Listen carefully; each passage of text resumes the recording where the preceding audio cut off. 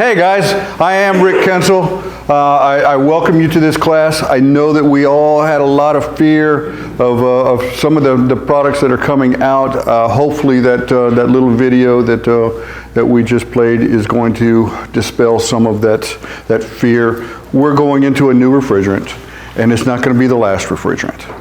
This is just an interim refrigerant that's going to happen for a while. I think they talked about 7 years. We're going to be looking for something else. So just understand that if you're going to be in this industry, as soon as you learn something, it's going to change. That's our world.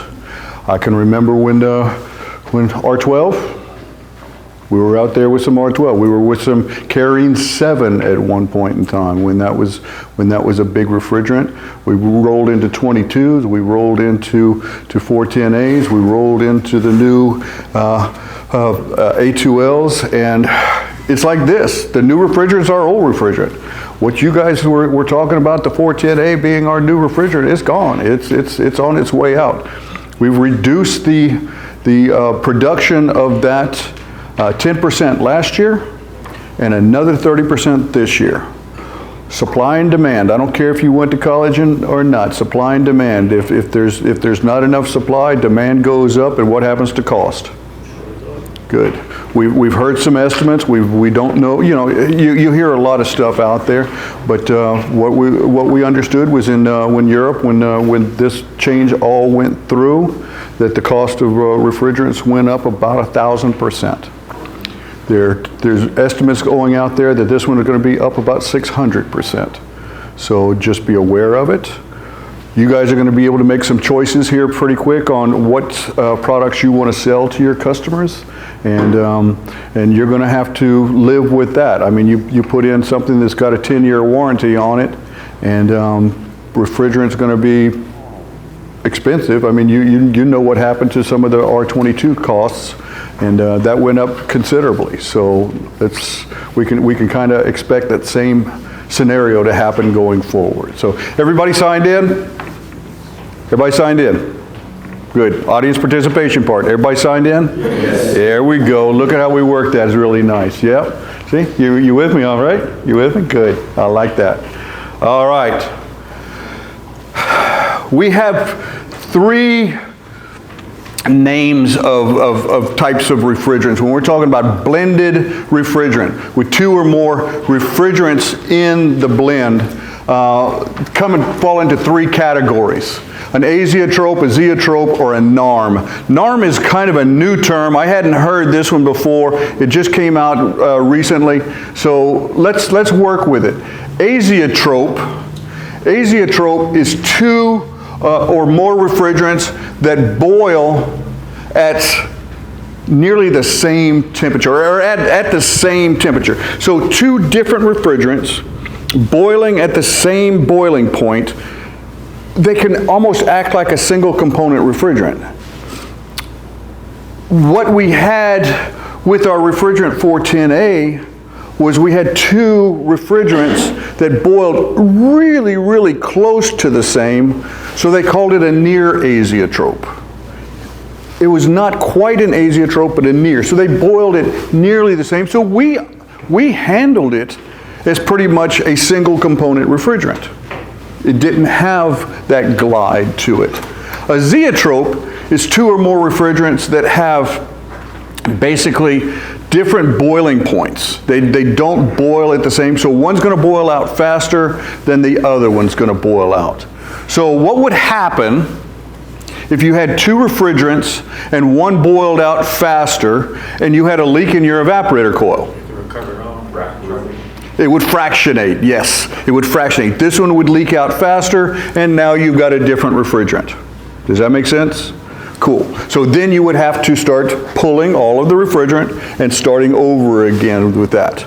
So an azeotrope, the way I remember this, and if you're ever taking an NATE exam or some sort of an exam that's maybe a test for this certification, an azeotrope, I like to think of it as 1, 2, or more refrigerants with a single boiling point. 1 point. A zeotropic refrigerant is 1, 2, or more refrigerants with different boiling points. Does that make sense to y'all? Yeah. Good. I like easy stuff. I'm a product of the Southern Public School System. I'm not a smart man. I just need some things to help me remember these things. So that's my happy thought for these. Now, a zeotropic refrigerant, 407C. When you have two or more refrigerants that boil over a range of temperatures, it had a 10-degree glide. One would boil off 10 degrees different than the other. Did you use 407C? Yeah. Did it kill you? Did it destroy your world? No. See, and that's what I'm saying. That had a 10-degree glide. We didn't have big problems with that. The NARMS that we were used to was our 410A refrigerant. No real big problem there. It had a 0.5 degree glide. I mean, they were so close to being the same boiling point that it acted like a single component. The new 454B is a 2.7 degree glide. Nothing major, just very close. It's going to act very similar to. Is it going to fractionate? Not much. Now, having said that, somebody's going to say, well, you said it never fractionates. Okay, you have a repeated leak in the evaporator coil that you never fix, and you keep adding refrigerant, and you keep adding refrigerant, and you keep adding refrigerant, and eventually you're going to separate those two refrigerants that are in there. Does that make sense? You're going to have less of one than you're going to have of the other, and you're going to need that. So anytime we're having leaks on any of the A2Ls, what's our job? Find the leak, fix it, not just charge it up anymore. That's not our world anymore. Okay? All right. There's two primary contenders for A2Ls out there. R454B and R32. R32 has been used internationally for years. It's been out there, no problem. It works. It's not a blend. It's a single component refrigerant. It's like our old R22. It's a single component refrigerant. Nothing major about that, except the fact that R32 is going to have a different oil than what we have with the 454B. They're both POE oils. But because R32 has a much higher discharge temperature on that compressor than the 454B, the oil will break down. So they had to have a special oil manufactured for that particular refrigerant in order to be able to get it. It's a grade 46, where the R454B POE oil is an R32, is a grade 32. So understand that everything's going to be very similar. They're both, but don't think, okay, well, I can just add a little oil or whatever. You have to get the right grade of oil for the particular unit you're using. Now, what does that tell you about throwing 454B into an R32 unit? Yeah, you're going to see some problems. Is that right, guys? Look, we're going to have to become better refrigeration guys. It's just as simple as that. You know, air conditioning has been sloppy refrigeration for a lot of years. We're going to have to clean up our act. It's simple as that. All right, so our glide on the 454B, like I said before, was a 2.7. There is no glide on 32. Significantly higher discharge temperature. But look, 454B is R32. Just like 410A was R32. We had it in there. We're going to add now 1234YF, which was used in automotive for a long time. It's 31.1% 1234YF, or as they like to say in the industry, 1234. Why they do that, you don't get that. But 68.9 is going to be our R32. So it's a significant amount of that. What we had before in 410A is we had the second component was a flame suppressant, so we didn't have any flammability to 410A. Now we're going to have just a little bit of flammability issue with the 454B. Now Jody sent me up some stuff today. Not sure where it came from, how it came, but what's being said was they're looking at lowering this global warming potential threshold to 700. Is that what I understood you to say this morning? So if they lowered it to 700, how close are we now with the 32? The next time they lower it, what's going to happen? 32's gone. You're getting it. And you know, it just takes a state like California, Washington to be able to say, and that's going to be it. So just understand, it's all, is it politics? Yes, it's politics. It's politics, but understand it's there. Fair enough? It's close. That's why a lot of the refrigerant manufacturers of equipment in the United States decided to go with this 454B because of the lower discharge temperatures, less damage to the compressors, and also the global warming potential, the fact that they will need something a little bit sooner. All right, so we're working with a blend. Working with a blend. And 410A was a blend. A lot of the replacement R22 refrigerants were blends. What was one thing that we had to do in order to be able to charge that up because it's a blend? Charge with liquid, absolutely. We had to charge with liquid. And it was needed it was needed when we were dealing with the 410A, but because they were so close to the same boiling point, they came out of that drum virtually at the same rate. But now it's going to be a little bit more. We're going to have to make sure we're taking that refrigerant out of that drum as a liquid, because we want the right quantities of each one of those components.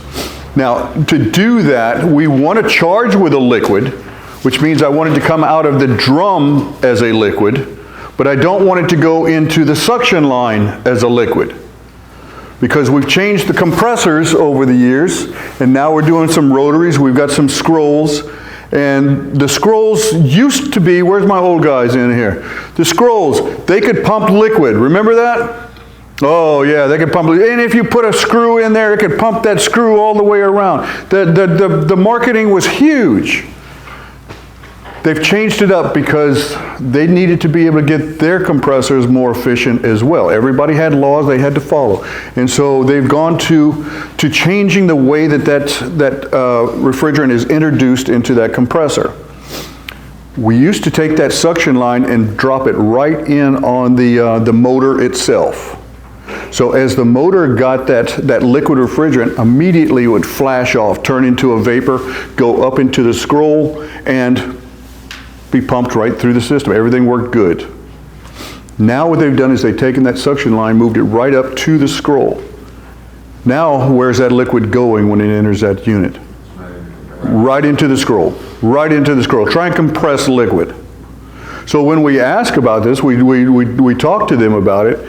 Their response is, you're not supposed to have any liquid in the compressor. So we're seeing a lot of DOAs. Compressor ran for about 7 seconds, made a loud noise, and it went out. It was a DOA compressor. I want a new unit. Who killed it? We did. We killed it. We dumped a lot of liquid into that suction line like we've always done.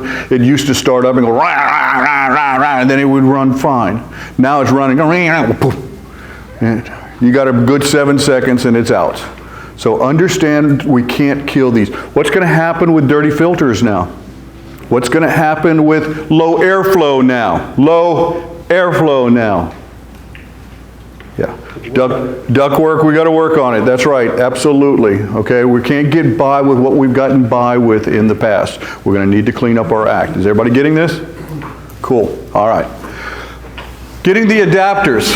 The adapter is an orifice. So it's going to take the liquid refrigerant, go through the orifice, and it's going to atomize it. As soon as it gets into that suction line, it warms it up enough that it becomes a vapor and goes into your compressor as a vapor. Is everybody good with that? Good. It slows down the process of charging. But he's back there going, yeah, it slows down the process of charging. We have to become better refrigeration guys now. We can't just do sloppy anymore. You with me? Sweet. I love that. I love that. All right. Do not mix A2L refrigerant products with R410A products. You're going to get a Frankenstein. I don't know if it's going to be a friendly Frankenstein or an ugly Frankenstein. It's going to be a Frankenstein, and you're going to call me up. I know it. It's going to happen. We're going to get the calls. Hey, I've got this unit. It's on. I've got this Rude unit. It's on a carrier evaporator coil. It was a 410A, but I changed the piston. I think it'll be closer than the R22 410As that we've seen. Sure, it will be. You know? But now I'm dealing with a slightly flammable. Yes? And any insurance company is going to say what? You're at fault, right?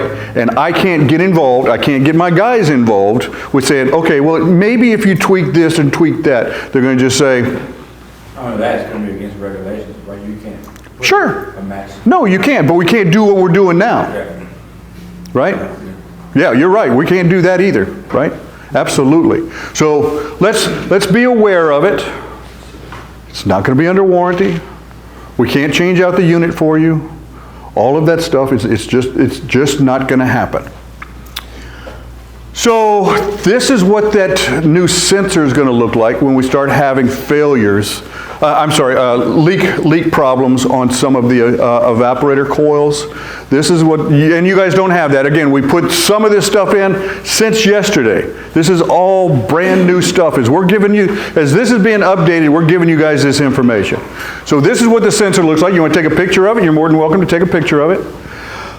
This is what the sensor is going to look like. It's going to have some relays inside there. So what it's going to do is it's going to stop your condenser and run your fan. On the Rude product, it's going to try that 3 times. And if it's still sensing it, it's going to go into a hard lockout. Everybody got that? Cool. All right, so where is this going to be located?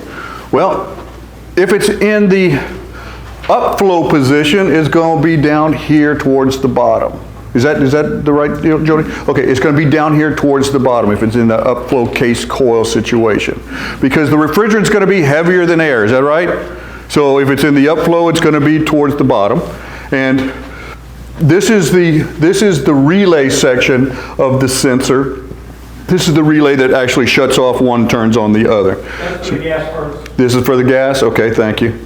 And if it's in the upflow, you'll see it down here, and if it's in the horizontal, you'll take it and you'll move it over here. Yes, sir. So if I put it in a furnace, I'll put a furnace the other day, it's going to be compatible with all these new sensors? Negative. No, it's not. Negative. If The it. furnace? Oh, the furnace. I'm terribly sorry. Put the furnace in, yeah, you can put this new stuff on. Okay. Yes. Yes. I'm sorry. Yes. Furnace. Furnace. Yes. We're trying. My world was furnace and coil. Sorry. Good. Good. So if it's horizontal, do this way. If it's going to be in the vertical position, it's going to be here because I need the heavy refrigerant to be sensed. Cool. Everybody good? Everybody good? All right. Do not add an A2L into a 410A system. We're not going to back it up, the manufacturer's not going to back it up, and your lawyer's not going to back it up either, all right? So just be aware that this is where we're going. Is it going to burn like this house? No, and I don't want to scare you to think so. But if anything, if you start doing anything that's out of the ordinary, you start mismatching equipment, you start swapping refrigerant into a different thing, and you did it, I don't care if the main panel of the electrical burned up. Who's going to be responsible? You know it. You guys have the best insurance. Where are the lawyers going to go? You're going to be named. Fair enough? Be aware. All right. So we kind of took away, if you watch those videos, you kind of took away some of the fear factor on there. When we're dealing with the propanes and the butanes and all of those ugly types of refrigerants that are out there, those are A3s. We're not dealing with an A3. Flammable is still A2, but This is less than even that. They had to create a new category below that and called it an A2L, a lower flammability. A2 light, if you will. So they created this category because it didn't even burn as bad as an A2. An A1 would have been the R410As, your 22s, all of those refrigerants. So it's only slightly flammable, nothing major. It's not a big deal. And the GWPs are low on these products. Toxicity,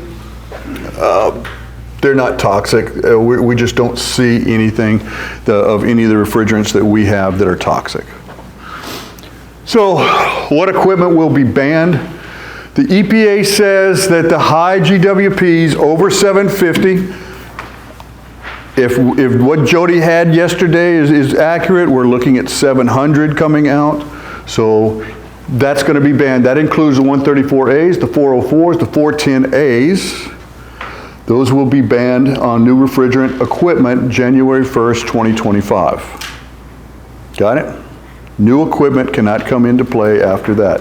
Now, hold your picture because I got some good stuff in this slide, so hold your picture real quick.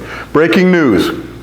The EPA just came out and said that existing inventory, if we've got it and it was built before January 1st, 25, we'll have a sell-through now all the way to January 1st of 26. Good? Now listen, this is called systems. The government's got their own little categories of everything, so jot this down because I put this into your slides and you don't have this written down. This is called a system. A system is something that you put together, a condenser, an evaporator with a line set. That's a system. That can go through till January 1st of 26.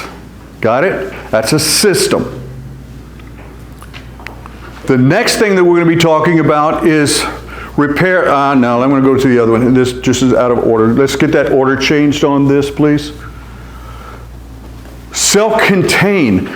If it's a window unit, if it's a dehumidifier, if it's a PTAC unit, if it's something that's self-contained and doesn't have a line set, it's going to be called a product. A product has a 3-year sell-through. So a product is going to be able to be sold until January 1st of 2028. RTUs fall in that category too, don't they? I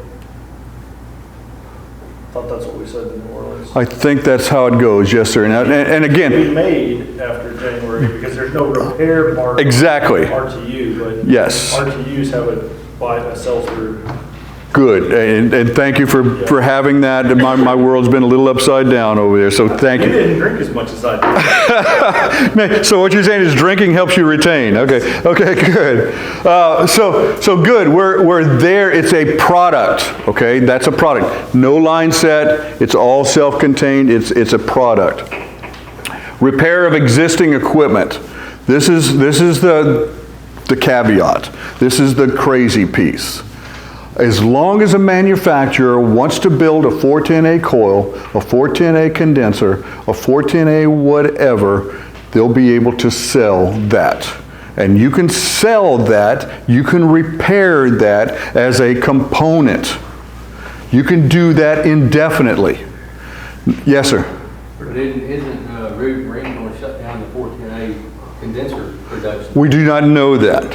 Okay, here's the deal. They stood up and they said it. We're going to probably do this, right? Let's throw out the examples. Goodman, Train, Carrier, all say, oh no, we're going to keep these things out here because of what they're doing. They're selling. What is Rude going to do? They're going to keep it going, and that's the case. So I'm going to stand up here and say, let's be realistic. We saw it when everybody said we're not going to put out a nitrogen-filled condenser. We're not going to do that. We have integrity. We're not going to put that out. What did they put out? Oh, they flooded the market with as much as they could because it's sold, right? You guys asked for it. We got it. It's sold. So I'm not going to say that they're going to shut it down. What's going to happen with warranty on all of those? That's my question, because like a 16 and an 18 SEER has a 10-year unit replacement, Got it, right? got it. And so my lawyer is going to be calling Ream in year 9 when my customer says, well, hey, you promised me a whole unit, you're trying to give me a compressor. You see what I mean? Like, in Good. my mind, they're going to go 10 years and stop. Good, That's my thought. so they may. But only on the high speed. We've had some other manufacturers have 12-year compressors, and you had a unit replacement on those as well.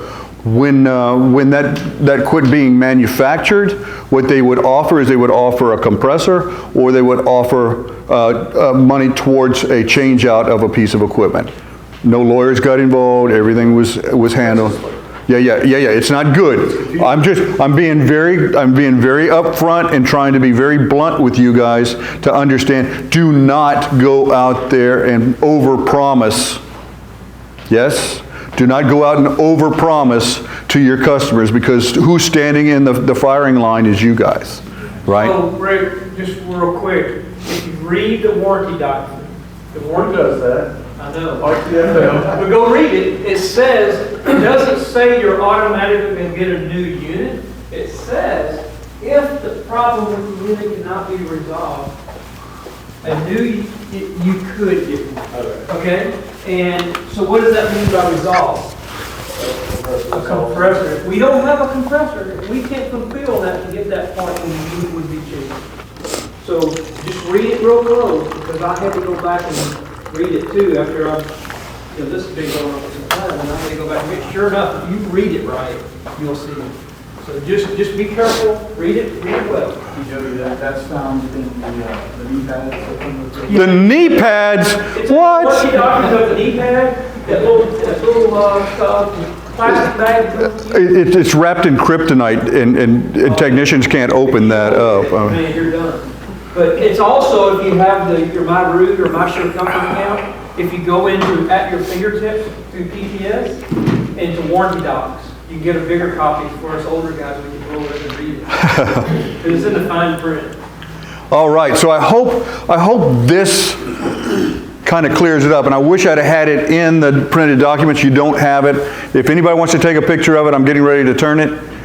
So it looks like everybody's good. All right, products, components, and systems. Systems, line set. Products, no line set. Components, indefinitely until they. What's going to cause it to go away is warranty, price.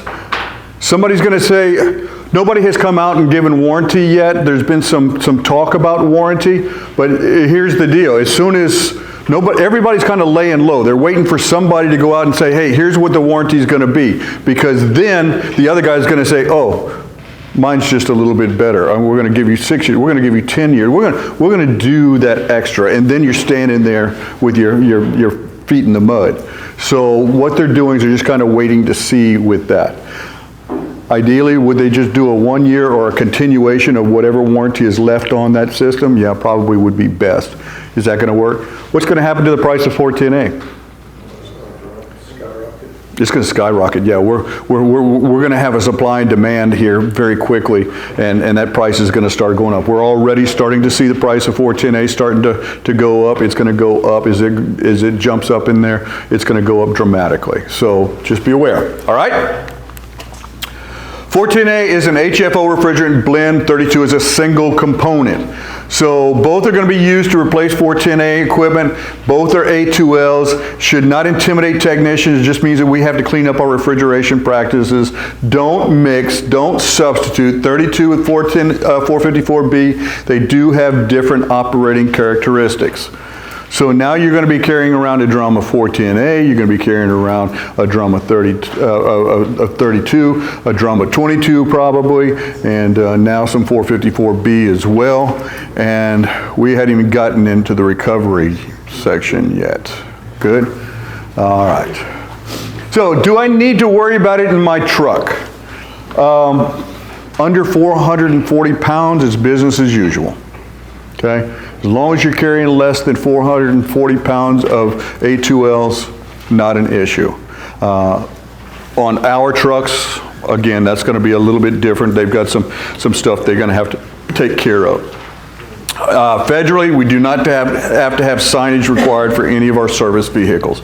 So you don't have to have the A2L flammable placards on your truck, anything like that. So you may want to consider having a fire extinguisher added to your service tools. So be aware of that, all right? New tools, yeah, your gauges are going to have to be A2L compatible. All right, your gauges, that means your hoses as well. They're going to be low-loss hoses on there. We're going to have to get into those. Vacuum pumps, I think the biggest part of the vacuum pump is you can't have it running over the motor on the vacuum pump. So they've got those two isolated chambers in there. Your recovery machine, same thing. Biggest thing I've seen on some of those is they want a remote switch off of the product itself. If it says A2L compatible on their box, good, then it's A2L compatible. Don't look past that. Electronic leak detectors, again, A2L compatible. Some people were talking about heated diodes being an issue. Obviously, a heated diode is not, because you saw how hard it was to ignite this stuff. So, I still think infrared is probably your best bet. If you're going to be looking for an electronic leak detector, infrared would probably be your better setup. So let's go with that. All right. So we talked a little bit earlier about good practices that we've been doing all along. If it was an A1 refrigerant, safely remove the refrigerant following codes, that was required. Purge the system with nitrogen, that was just good practices. Evacuate any remaining refrigerant, that was best practice. Purge with nitrogen for 5 minutes, that was best practice. Evacuate the system again, best practice. That's the stuff we should have been doing. Right? That's what we should have been doing. Open the system by cutting. I'm going to give you a next step on the next. That was the final step. Nitrogen repair system and purge with nitrogen while brazing. That was required. Leak test and pressure test unit, best practice. So the only thing that's really changed using these things is now these best practices. Purge the system with nitrogen after we remove the refrigerant. Now that's going to be required. Because what do we want to do? We've got a little bit of oil left in there. We've trapped a little bit of refrigerant in that oil. What do we want to do to that refrigerant? We want to get it out. Let's purge that. Let's get the pressure up inside there. Have it boil off really quickly, and we'll get that refrigerant out. Also required to evacuate any remaining refrigerant. We're going to pull that down in a vacuum and eliminate that. The last one, leak test and pressure test unit, where it was best practice, now it's going to be required before you do that. And you're going to say, well, who's going to monitor me on this? They're not. But at some point in time, when something goes awry, there's going to be a lawyer that's going to ask you, did you go through the process of what you did on the job? And you better have this in front of you so you can kind of go down the list and say, this is what I did, all right? So these are the things. Everybody cool with that? No problems? All right, we're rolling. Disconnecting the compressor, it hasn't changed. We were never supposed to unbraze the compressor. We were never supposed to unbraze the compressor. We were supposed to cut out the compressor and unbraze any stubs that may have been left in there, but we were never supposed to unbraze the compressor. This is from the old Z5, correct me if I'm wrong? The old Z5, I think, compressor? Probably that or, yeah, K5. K5, I'm sorry. The K5 compressor, and it says right here, if the compressor has a rotor lock connection, use the appropriate wrenches to loosen and disconnect the rotor lock fittings. If the compressor has braze connections, cut the suction and discharge tubes close to the compressor ring using a tubing cutter. Do not use a hacksaw and do not attempt to unbraze the suction and discharge tubes. So it's telling you right there, you should have never been doing what we've done. Who's seen a flash come out of that compressor when we've unbrazed them? Everybody in here has seen that flash come out of there. What kind of flash do you think we're going to see now when we unbraze that compressor? It's going to be a blue one. It's going to go out about this far, but just enough to grab our beards and jump on us. Does that make sense? Good. So let's just be cautious. Understand this has always been. It's nothing different. We're just not unbrazing them. We're cutting them out. Fair enough? Cool. Yeah, I know. Right? Come to class and we learn stuff? That's cool. It's crazy thought, right? All right, recovery drums and charging drums. If it's going to be an A2L, all drums are going gray, is that right? All drums are going to go gray, and it's going to have this little stamp on the side. It's going to say, oh, this is a A2L, R22, whatever it's going to be on there. And then that's going to get knocked off pretty quickly in the back of our trucks, and we're not going to know what the hell we've got in our trucks. Here's what's happening.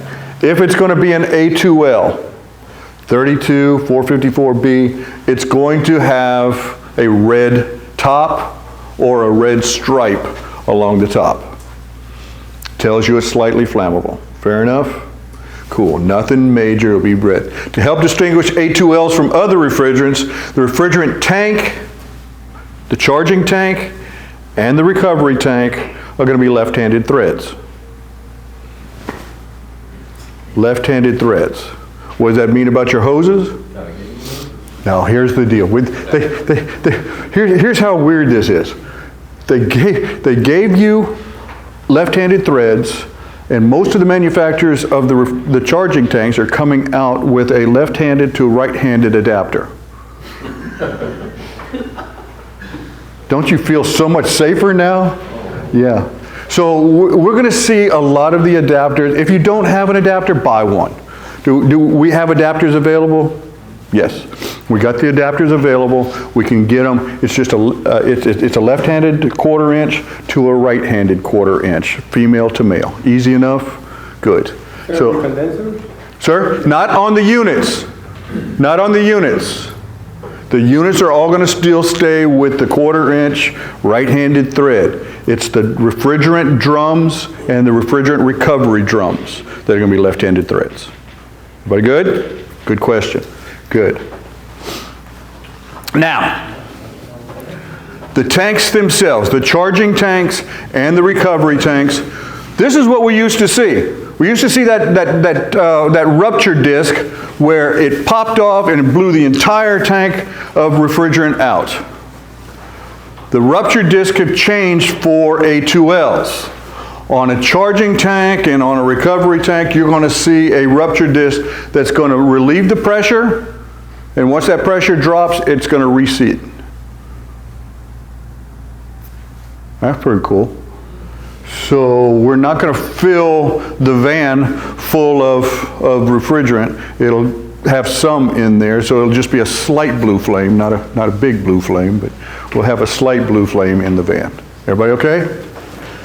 So, having said that, we're going to have to do some charging we're going to have to do some recovering into the bottles. And again, this is going to be the exact same process that we followed through recovery all the way along. They are telling us that the shortage on 410A is going to be exponential if we do not recover. If we're not going to recover anymore, if we're doing the same practices we're doing right now with 22, come on, how do you guys recover? How many of you actually do recover? And look, turn that camera off. How many of you actually recover? Okay, see, I got that. It's 30% of the room. Good? So, yeah, because you thought you were on camera. Okay. I got it. So, I get it. And so, if we don't have recovery in bringing that 410A back, we're not going to make the big 10-year deal that we've got on all these warranty compressors that we have out there right now. It's going to be so cost ineffective to be able to, look, I'll give you a new compressor, lady, but the refrigerant's not going to be covered, and that's going to be $6,400. You know, you just have to understand it's going to be crazy. So we're going to have to start doing some recovery. So we have to charge, fill this tank, recover into this tank, 80% of the water capacity of this tank. So we have 47.6 is the water capacity of this tank. So we're going to do 80% of that plus the tare weight. So in this case, it's 47.6 times by 80%, I can fill this tank with 38.08 pounds of refrigerant. If I'm putting it on the scale, it'll be the 38.08 plus the tare weight, the tank weight. I can fill this tank until this tank weighs 54 pounds, 54.68 pounds. Is that easy enough? Good. The problem with this is a lot of times these tanks get cleaned up and cleaned up and cleaned up and repainted, and you can't see this very well. So just understand you can take a little piece of sandcloth, sand it down a little bit, and it'll show up very clear on what your tank weight is. Easy? Can you guys do that? If we're going to want some 410A, we're going to have to be able to start recovering it. Fair enough? Cool. All right. And do that with that left-handed thread with that right-handed adapter. Right? Yeah, that's a safety issue. For all your A2Ls, unless it's stated, because right now one of the manufacturers has petitioned the government and said that our tanks have this special dip tube in there so we can do this. You're not allowed to be able to have these things stored in the horizontal position. Because if the rupture disc pushes out, it may or may not be releasing what it's supposed to be releasing, so you have to have it in the vertical. One manufacturer said that they were going, yeah, go ahead. On that video that we just watched, they discussed this, but then they said that for the new ones it was okay, you just had to get your pop off at the 12 o'clock position. That's only the Chemours brand. It's That's- the only one that was approved. That's right. So only that brand, and then you have to put the pop off at 12 o'clock. Right, and it's stated on the tank that way. So only buy that can. Only by that brand. Yeah. You guys are doing exactly what I'm doing. You're going in there and saying, how much is yours? His is a penny a pound cheaper. I'm going over there. So I get it. I understand. But yeah, Chemours was that one. And that's why I prefaced this by saying, unless stated otherwise on the tank, and they're required to have that printed on that tank, what's going to happen if theirs can be stored sideways and nobody else's can? Everybody else is going to change the way that they're doing it. Understand, this is what we know today. This is what we know today, and some of this has changed since yesterday. Right? Cool. All right, there we go. All that investment in having them tanks built, those racks built for our trucks, not so much today. Good. All right. Upright position on all of those tanks, all of those things, we have to have them in the vertical. All right. Charging, using this new refrigerant. Charging by weight. When would we charge by weight? Well, there's a few things that we have to do. Typically, it's going to be on an installation or repair of a new system. Heat pumps have had this recommendation for years. When we first came out with heat pumps, back when my hair was black, it was charged by weight. Charged by weight. That was always the way to do that. Microchannel coils have had this recommendation also. Microchannel coils have just been such a very accurate charge that they've always had it. Mini splits are almost always charged by weight. Now, what's happened to the size of the equipment over the last, this last footprint and this new one as we started going into the A2Ls? What's happened to the physical size? It's gotten smaller. It's gotten smaller. So if it's gotten smaller, what does it tell you about the amount of charge in there? It's gotten less. Now, when I had an old R22 system, I might have had 9 pounds of refrigerant in there. If I lost a little refrigerant, not a big deal. It's okay, it still worked, it did good. If I have a much smaller unit with a lot less refrigerant, you're with me on this one, right?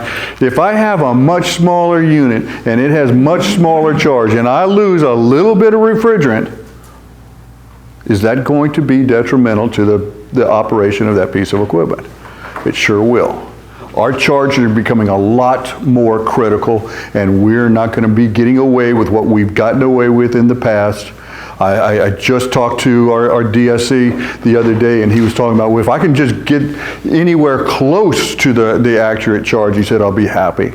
So we're going to have to do a much better job of getting our charge there. Requirements to be able to charge by weight. It's got to be a matched system. What did I tell you about all A2Ls? It better be a matched system, absolutely. You have to have a known line set length because we have to know how much refrigerant is going to be in each one of those line sets. Manufacturer specification materials, you're going to have that. Where do I get that information? And where is that? Under your knee in the water. There you go. So if you do have the Rude Contractor app, which is what you're going to need to start up all of the Bluetooth pieces of equipment, or Sure Comfort, thank you very much, I appreciate that.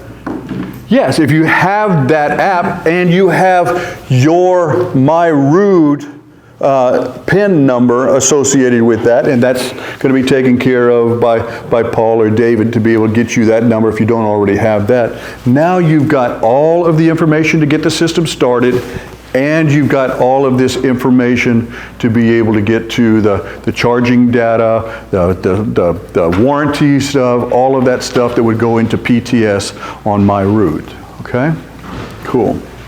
If you're a technician and you're not the owner of this company, make sure you talk with your boss about making sure that you guys have your PIN number or his PIN number tied to your name so that you can have access on the site, right?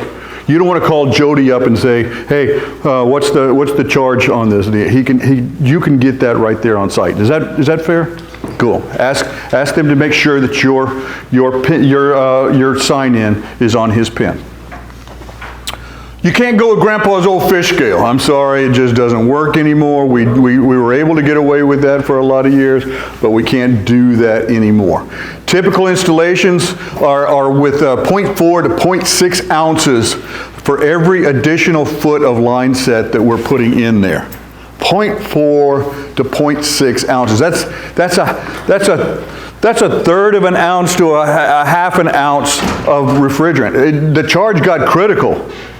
The charge got real critical. And if we're using Grandpa's fish scale, that ain't going to work. We need to start getting into scales that are going to be accurate. Here's going to be a little bump that you guys can use. This particular product from Fieldpiece is accurate down to 0.25 ounces. That's a quarter of an ounce. Now, a quarter weighs about 2 ounces. So if you stack 5 quarters up on that scale, you should come out very close to 1 ounce. Huh? So now you're not buying a scale from Rick who said, oh, this is the greatest scale in the world. What you're going to now be buying is a scale that you know is accurate because you went ahead and tested it before you ever brought it out of Coburn's or wherever that was. So stack you up 5 quarters and see if it comes close to 1 ounce. If it does, there's going to be an accurate scale for you. Fair enough? Cool. Good information? Good. Understanding superheat and subcool, not just how, what, and why. Jody, where am I at? A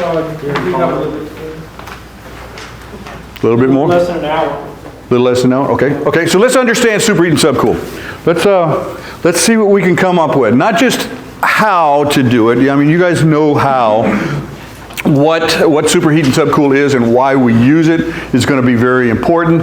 I think a lot of us learn from the guy who learned from the guy who learned from the guy who learned from the guy. So we never understood the theory behind it. Let's get past the theory and we'll move from there. Saturation temperature. Can I have something at 2 states at the same time with the same temperature? Can I have vapor, solid, liquid, all at the same temperature? Either I did some good graphics on this or we can have that. Is that right? Yeah, we can have it at the same temperature, absolutely. We can have water vapor, we can have water solid, liquid solid, I can have that. ice and water. Ice and water. What temperature is it? What if I have this much ice and this much water? What temperature is it? What if I have this much water and this much ice? Come on, it's still ice. Okay, it's been there for an hour. What do I have? 32. Because during the change of state from a solid to a liquid, from a liquid to a vapor, the temperature doesn't change, but many BTUs are exchanged to get it to change from one to the other. That's what happens in our evaporator coil. We change it from a liquid to a vapor, and that change, you always look down at that saturation temperature on your gauges and it only gives you one temperature, is that right? Good, so that's the temperature throughout that evaporator coil. That's the saturation temperature inside there. It's during the change of state, the sensible temperature doesn't change. Wow. So a substance can coexist in two states at the same temperature. So heat transfer during the change of state. The heat transfer during the change of state. The sensible temperature of the substance doesn't change. The amount of BTUs required to complete the change is massive compared to the sensible heat transfer. We are going to suck up a lot of heat or reject a lot of heat during the change of state, when it changes from a liquid to a vapor or from a vapor back to a liquid. We're going to reject a lot of heat during that change. A substance cannot change states unless it's at its saturation point. Now, this was true for all of our single component refrigerants. When we were there, the sensible temperature of a substance doesn't change during the change of state. That was then. Now we have glide. Now I have two different refrigerants boiling at different temperatures. Is that right? Sweet. Sweet. All right, so just let's keep that in mind. We'll move forward. When we had, excuse me, when we had 1 pound of water, and it was negative 460, that's where all molecular motion stops. It's just frozen, nothing else, no electrons are even moving at negative 460. So water is going to be a solid at that point in time. I can keep adding BTUs, one kitchen match, 1 BTU. Everybody okay with that? 1 kitchen match, 1 BTU. So I'm going to start adding kitchen matches to that ice until I get it to 32 degree ice. When I get it to 32 degree ice, I can keep adding kitchen matches to that ice to get it to change from a solid to a liquid. Is everybody good with that? Good. I have to add 144 kitchen matches worth of heat to get it to change from 32 degree solid to 32 degree liquid. Massive amounts of BTUs are exchanged during the change of state, but no sensible temperature changed. Has everybody got that? Good. We'll move forward.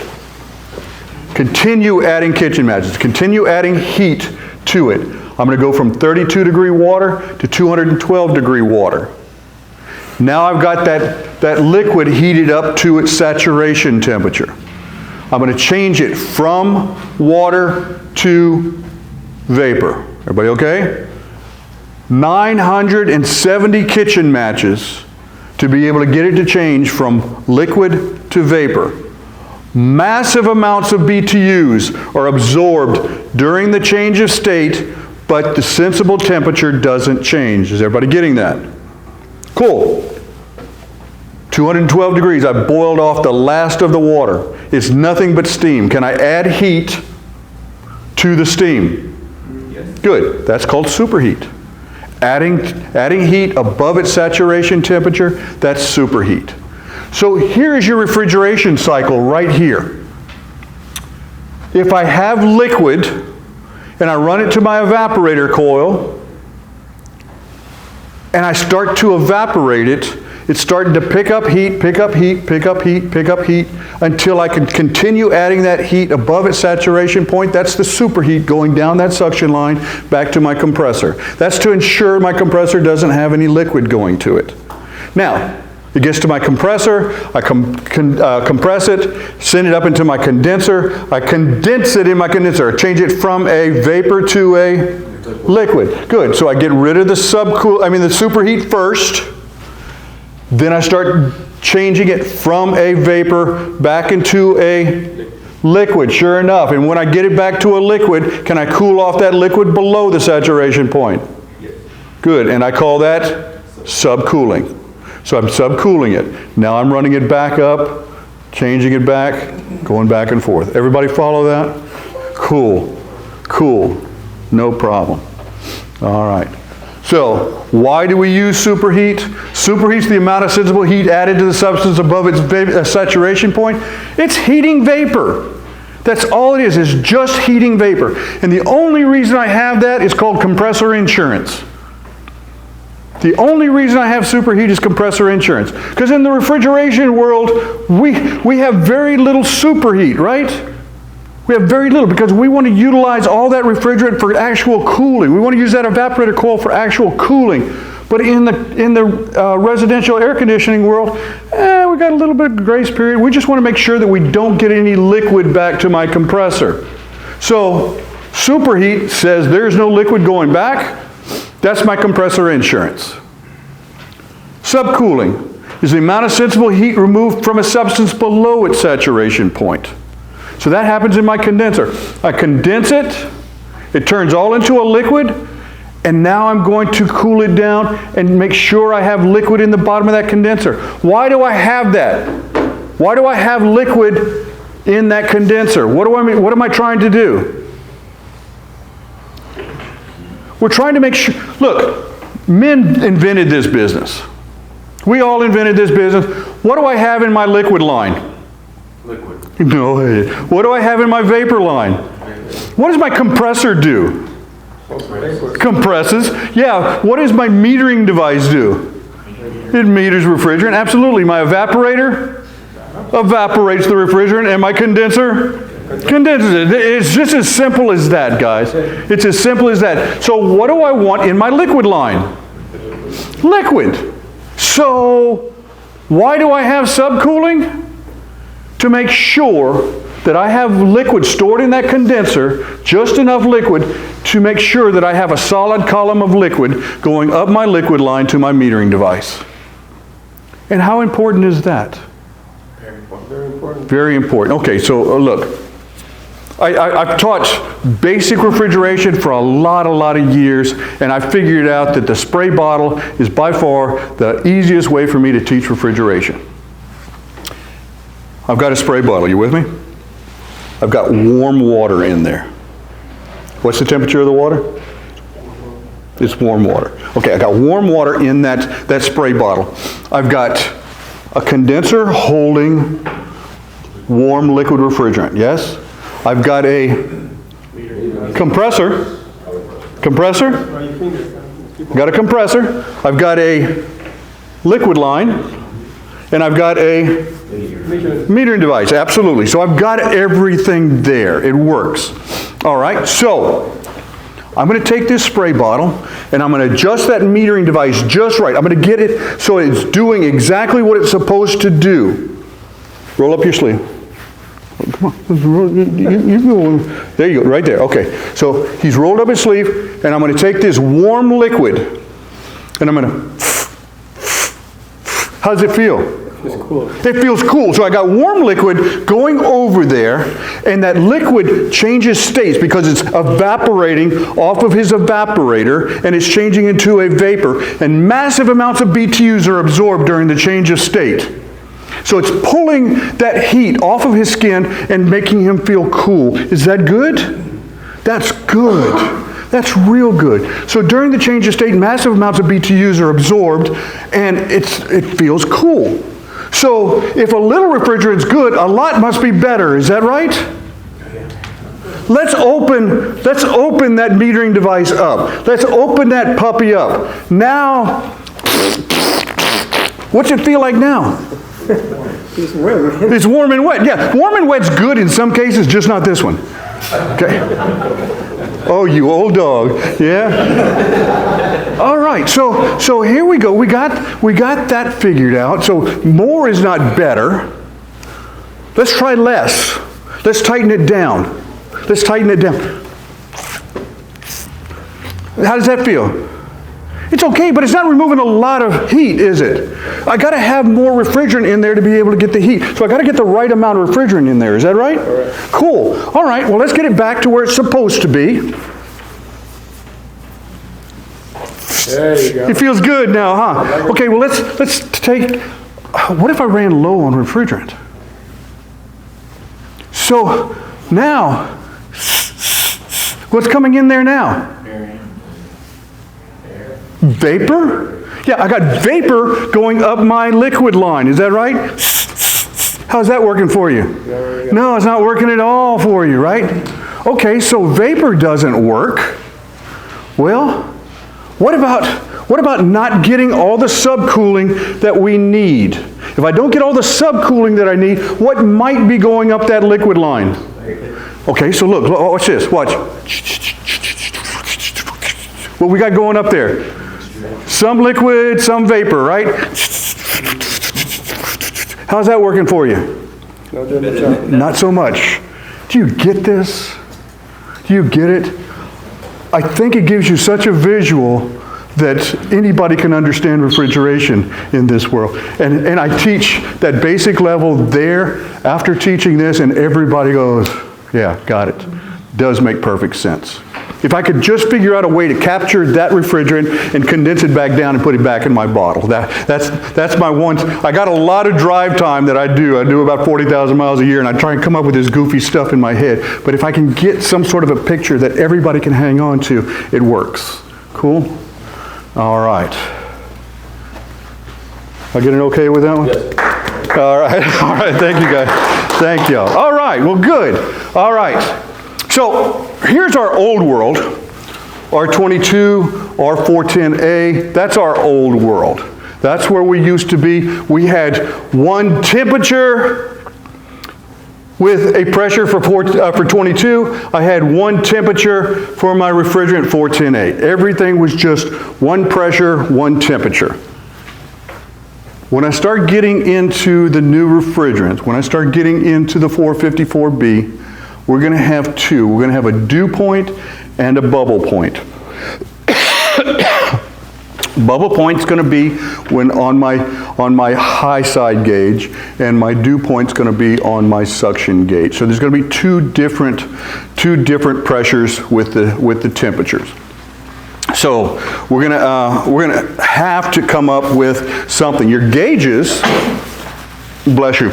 Your gauges are going to have that physically written on there. If you've got your new field piece gauges, 454B is already inputted into your gauges. You should be fine there too. So you're not going to have to start looking at what's my dew point, what's my bubble point. But if you're dealing with some old gauges, you're going to have to figure out what these are. You guys got a set of sheets here. One of them right here doesn't have anything filled out on it, and the other one has all these filled out. I'm going to use the ones that are filled out later on in the classroom, so you can turn that one over. In this one, you're going to have a pressure temperature chart. You're going to have a superheat subcool chart in here. So we're going to use this one as we're starting to fill out today's information. All right, and my pressure temperature chart. All right, everybody good with that? Pressure temperature chart should have 410A, 1234YF, 32, and 454B in there for your pressure temperature charts. You'll use that later on today when we're filling out these forms. Everybody good with that? Yes? Yes, all right, we're good. All right, so you should have something very similar to this that you can work off of. Everybody good? All right. So, we taught this when we're getting into some of the refrigeration drop-ins.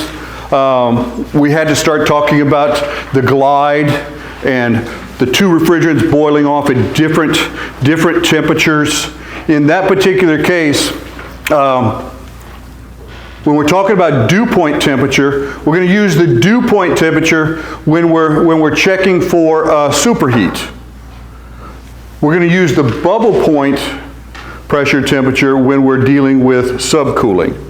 So I came up with this years ago, and I started hearing some engineers from some of the manufacturers of Chemours, as a matter of fact, come on, and they started using the same terms that I kind of put out there to help technicians go. If it's superheat, it's dew point. SUDEW.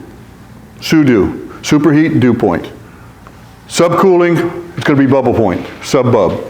Subbub, SUDEW. It's easy. It's something you can remember. If you're dealing with subcooling, it's going to be bubble point. If you're dealing with superheat, it's going to be dew point. Easy enough? Subbub, SUDEW. Easy enough. All right. So how are we going to use that?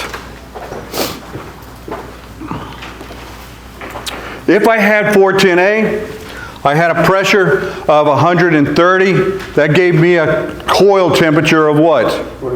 45 degrees, absolutely. If I had 365 PSI, I have a coil temperature of 110. So now, when I'm dealing with 454B, I'll have 118 PSI on my dew point. That's going to give me that 45 degree coil. On my condenser, I'm going to have bubble point, and it might be 345, and that will give me my coil temperature of 110. Everybody follow that? We kind of understand? We don't have just one pressure temperature anymore. You've got two different refrigerants. The glide is going to be a little bit different, so you're going to end up with different pressures and temperatures.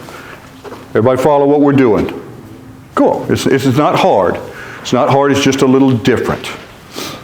So let's look at a set of gauges. This is a compound gauge, nothing fancy, regular old basic stuff that we've always used. If I had 118.5 PSI and my gauges were accurate enough to measure that out there, we should have a 45 degree dew temperature. So we look at that and we see 118.5. I look at my 454B, I follow that around, and sure enough, it's about a 45 degree dew temperature. Everybody, that's my indoor coil temperature. Is everybody good with that? It's my indoor coil temperature. If I have 348 on my high side, 348.9, that would show up somewhere about right there, 348.9. It tells me that my 454B is real close to 110 degree outdoor coil. Everybody good? Yeah. This is not hard. This is not hard. It's the same stuff we've been doing for years. It's just you have to understand there is a glide. There is a glide there, and we've got some basic changes that are going to come into play. All right. So, we're going to need to go and start paying attention to the gauges that we have. Yellow Jacket already has theirs out with the 454B, and they did what I asked them to do, put 32, 454B, and 410A on the same gauge. Good? You saw on that last slide that JB did the same thing. You want to do you just want to replace the heads on your gauges, go ahead and you can just order those in and just replace that on your manifold already, and everything's good to go. You're not going to have any issues there. All right, so there's your series numbers for anything that you're planning on needing numbers for.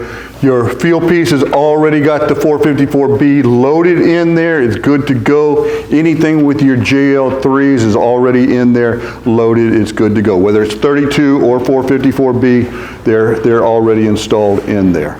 So again, you will not have to worry a whole bunch about what is my liquid saturation temperature, my coil temperature, or my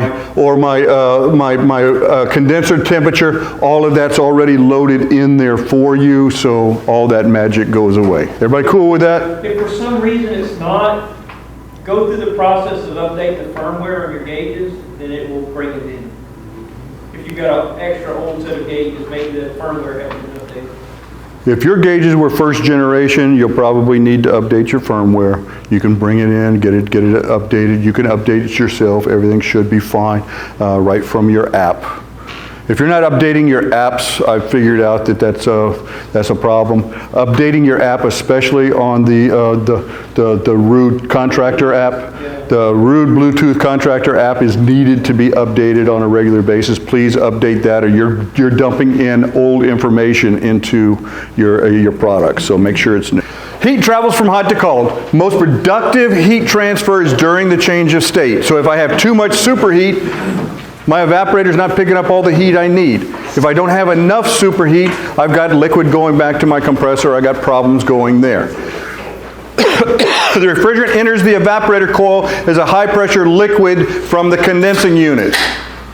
The air conditioning systems are designed to operate typically around 45. We're seeing it starting to bump up a little more. I've seen some 50-degree coils.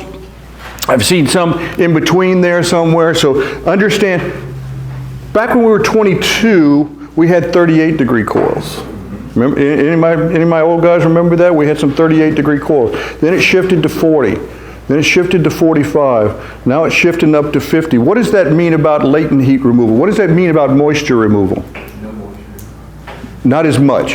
If I have a 38-degree Coca-Cola, and I set it right here on this cabinet, and I set a 45 or a 50-degree Coca-Cola on that table right there, walk away for an hour, come back, which one has more water on it? The cold 38. The 38. It removes more moisture. Our customers are maybe complaining, the new one doesn't cool as well as that old one. It's not that it doesn't cool, it's not removing as much humidity, and they have to run it down colder in order to be able to feel comfortable. Does that make sense to you? Good. If that makes sense to you, what I'm about to tell you as we go forward is going to be a little eye-opening for you. Okay? All right. So the refrigerant enters the evaporator. Air conditioning is designed to run about 45, maybe 50, right in that range. With the refrigerant at the saturation point, the heat from the home causes the refrigerant to change states. The metering device does not change it to a vapor. The metering device changes it from a high pressure liquid to a low pressure liquid. The heat, when I sprayed it on his arm, it was a liquid. When the heat from his arm evaporated that refrigerant is when it changed from a liquid to a vapor. Is everybody getting that? The heat from the house. So if I don't have enough airflow, I don't have enough heat being brought into that evaporator coil. Does everybody get that? So the return air. The return air or the supply air. If I'm choked down at the return, how much air do I get out of the supply? A little less. The same amount I got going into the return. If I choke down the supply, how much do I get at the return? The same amount. It just moves the same amount over and over again. Wherever the choke point is, that dictates the entire airflow system. Wow. Okay. With the refrigerant at a saturation point from the home, it causes the refrigerant to boil off into a vapor. The last few rows of the evaporator coil, all of the liquid has been boiled off to a vapor. That vapor is now superheat. And superheat is what? Compressor insurance. Compressor insurance. Thank you. Compression process. The compressor is best described as a vapor pump. And if you're listening to the manufacturers of the compressors, you should not have any liquid going in there at all. Because now we're starting to see a lot more problems with compressors shattering. You do pick up heat from the compressor, is that right? With that vapor coming into that compressor, I have heat from that compressor that I'm cooling off. Too much superheat, I can't cool off the compressor. Too much superheat, the compressor heats up and kicks out on overload.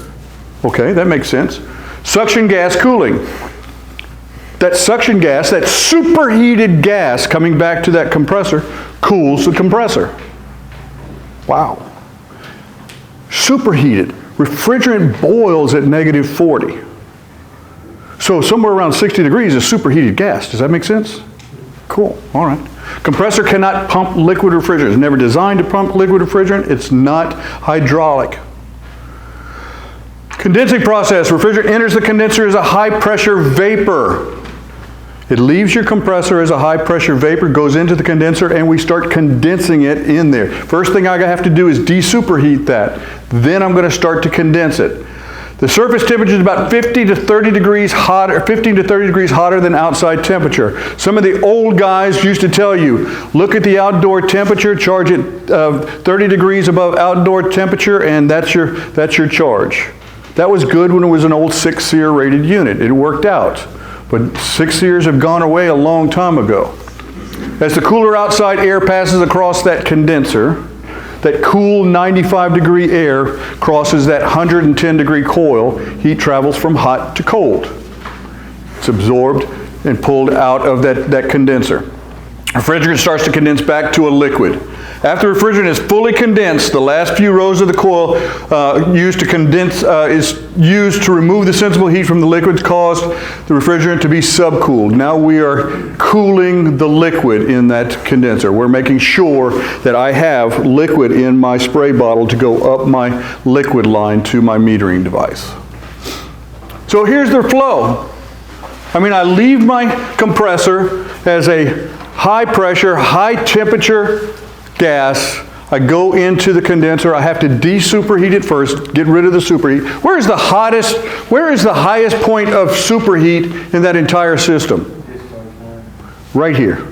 Right here. Because I picked up the superheat from my compressor, I picked up superheat down my suction line, and I picked up the heat from my compressor, so the highest point of superheat is right here off of that compressor. And that's where we may be seeing some issues with the R32 with the other oils that were out there. They had to have a special oil in order so that the viscosity doesn't break down on those high discharge temperatures. Everybody cool with that?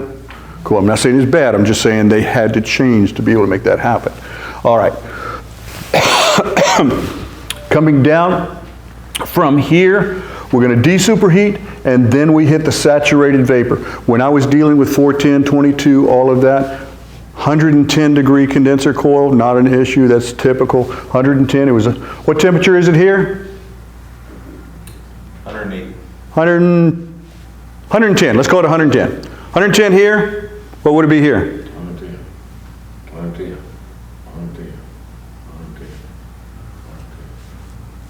But low. Now it's lower. Now I'm dealing with that 108, 107, 106. I'm subcooling it. I'm cooling it down below that saturation point. During the change of state, no sensible temperature changes. Is that making sense? Cool. Then I'm subcooling it. Good. I run the subcooled liquid. What do I got? Liquid going up here. Go figure, liquid in my liquid line. Got liquid going up to my metering device, changing it from a high pressure liquid to a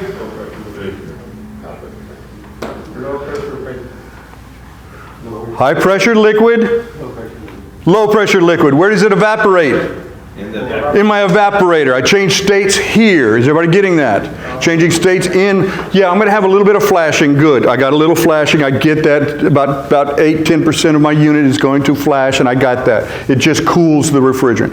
But that's flashing there. So I'm changing it from a liquid to a vapor. Saturated. It's 45 degrees here, 45, 45, 45, 45, 45, 45, 45, 46, 47, 48, 49, 50, 60, right?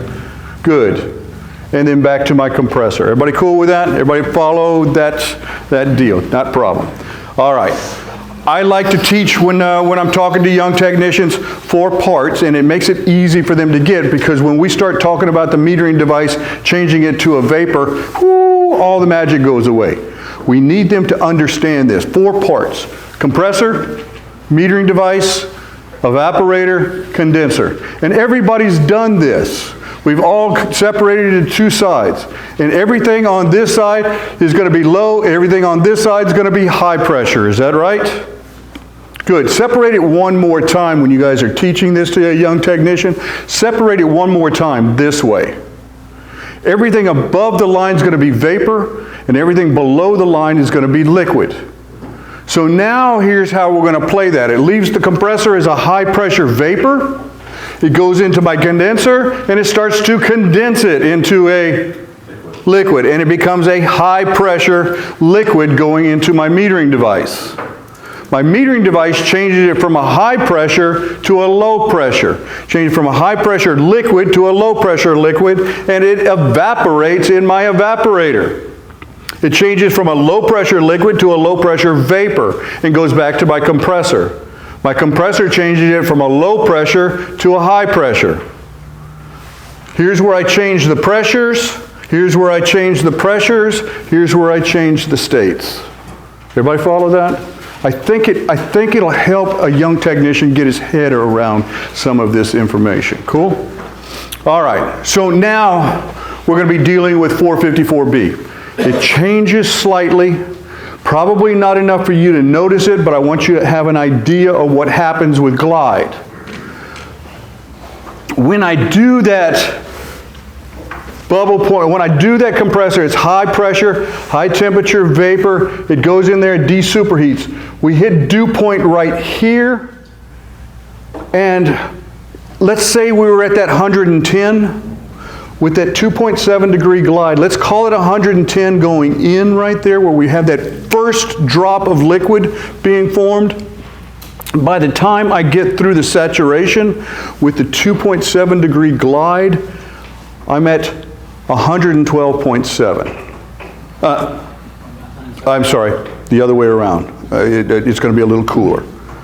So it'll be just 2.7 degrees cooler than that 110. Somebody do the math for me because my head's 108.3, okay? Or 100, let's call it 108, all right? Good. So it's going to be just a little cooler because that glide is going to be just a little bit cooler. Break it down. Now I'm cooling it off. I'm subcooling it down here, running that subcooled liquid up here. Now I change here. It goes from a high pressure liquid to a low pressure liquid. Here's where I think it's going to be just something we need to pay attention to in our market. So it goes in, let's call it 45 here. As it goes through here, and my glide is 2.7, that 45 degrees has now become 47.7, right? 47.7. What just happened to the temperature inside my evaporator coil? Smidgen, yes? Smidgen warmer. What just happened to latent heat removal with a smidgen warmer? Remember my Coke cans? Just lost a little bit of latent removal on some of this. So we've been seeing it since the 70s. We've been slowly seeing that the systems are getting higher and higher efficiency, and it's easier for them to lower temperature than it is for them to remove humidity. It costs less money to do that. So as the sears go up, we typically see that happening. So I'm going to say that we're going to see a little bit more of that situation happening. It's just a little bit, but at least you're aware that it's there and you'll be thinking about it a little bit as you move forward. Everybody good with this? Everybody cool? Good. All right. So you're going to be dealing with a lot of Frankenstein units out there.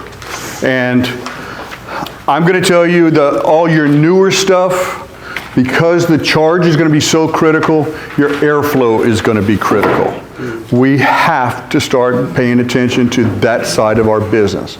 Taught a great class yesterday on airflow down in Homa. The guys really caught on. We really need to pay attention to airflow as we move forward, because if I don't get the airflow, I'm going to start killing compressors.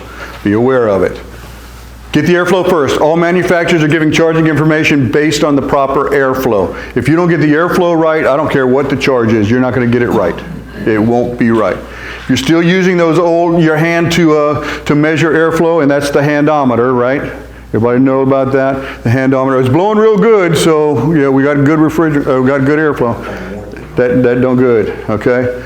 There's not a set of gauges out there made today that can tell you the proper charge without knowing the airflow is correct first. If you don't measure the airflow, you're just guessing. Good? Good. Let's start moving into the next phase. Good. So how do I do superheat? Real quick, real easy. Get out your charts. Let's go to work. Let's break out this chart.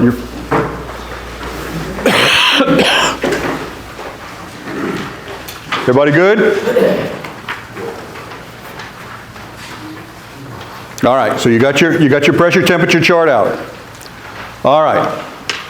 Now, let's say that I had a 53-degree suction line. I would write 53 degrees in my suction line, my vapor line temperature up there. And I have a 95-degree liquid line. Is everybody okay with this so far? We're just measuring the line. This is how to do what we're trying to do. So I'd write that in up there on the liquid line form. The next thing I would do is check the suction pressure. I have a suction pressure of 107.7. Where would I look for that? Under the dew point or under the bubble point? Dew, superheat, dew point, dew. So your suction pressure is 107. Look under dew, find 107. And what is my coil temperature? 113. My coil temperature would be 40 degrees. Everybody seeing this? All right. So I'd write 40 degrees there. So your vapor line temperature is 53. Your saturation temperature is 40. What is your superheat? 13. Good. Liquid pressure is 326. It's liquid, so I'm doing subcooling. Subcooling, is that right? Subcooling would be bubble point. I look at 326 on my bubble point, and what do I end up with? 105. Good. 105. 105 would be my saturation temperature. 105 minus my 95, what is my subcooling? 10. Good. I got 10 degrees of subcooling and I've got 13 degrees of superheat. Does everybody see how to get what we're trying to get with the glide? Not hard. This is not tough. You guys can do this. All right. So do you think accuracy is going to be important as we start rolling forward? Good. So I'm going to tell this man here, because he is my consummate. He is my consummate. I'm going to go, I'm not doing digital because digital is for little girls, and this is how the real men did it back in the day. That's right. All right, so the difference between a Class B gauge and a Class 1 gauge is accuracy. Accuracy is either a 323 or a 1 percenter. 323 or 1 percenter. Class Bs are 323s, Class 1s are 1 percenters. When you're going to buy, let's buy the right tool. So a 323 tells you that in the first quarter of that gauge on that scale, it can be 3% off of this full scale, 3% off of that 800. So it can be 24 psi off during that first. The 2 part, the second and third, it can be 2% of that 800, which would be 16 psi off right in there.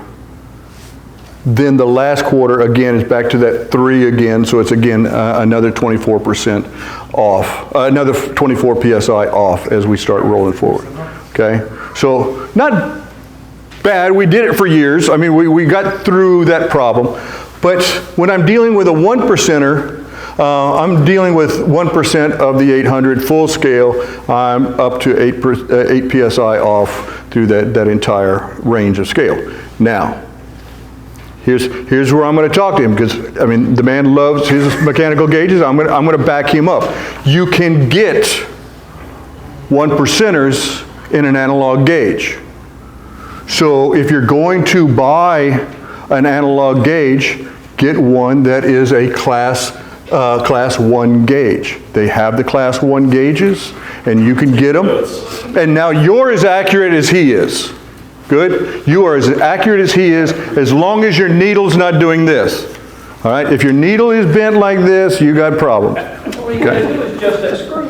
Adjust the screw. Stop buying Uniweld gauges and then. You understand, right? Everything good? Did that help you just a minute? I mean, Yeah. I didn't know that they were that inaccurate or that Yeah. glide. Good, and that's the If piece. you're consistently inaccurate, you're accurate. You're accurate in your own mind, and that's fine. If that's what makes you sleep at night, I'm good with that. All right. All right. Is everybody cool with that? Is that helpful? Good. 1%. You can still get good analog gauges, but you have to pay for the proper analog gauge. All right. Cool. All right, so let's do a couple of these just so that we can feel comfortable and make sure that we know how to do what we're doing. All right, so I've got a vapor pressure of 118. I'm dealing with R410A refrigerant. So on your pressure temperature chart, you're looking at 410A refrigerant. All we're going to do is how. All I want you to do is look at your pressure temperature charts. Let's make sure we know how to do what we're doing here. You may need a calculator because I've seen some of y'all's math. So work with me. All right. So vapor pressure for this 410A, the suction pressure is 118. I've got a suction line temperature of 50 degrees. What is my saturation temperature? What is my coil temperature of 118 PSI 410A refrigerant? 40 degrees. Is everybody seeing that? Does everybody see it? Audience participation? Good, good. Okay, so I have a 40 degree coil temperature on that 118. Look at your liquid pressure, 365. What is my outdoor coil temperature? 110. 110. Anybody else see anything else besides 110? Because you're wrong. Okay, no. 360. 365 should be somewhere around 110. All right.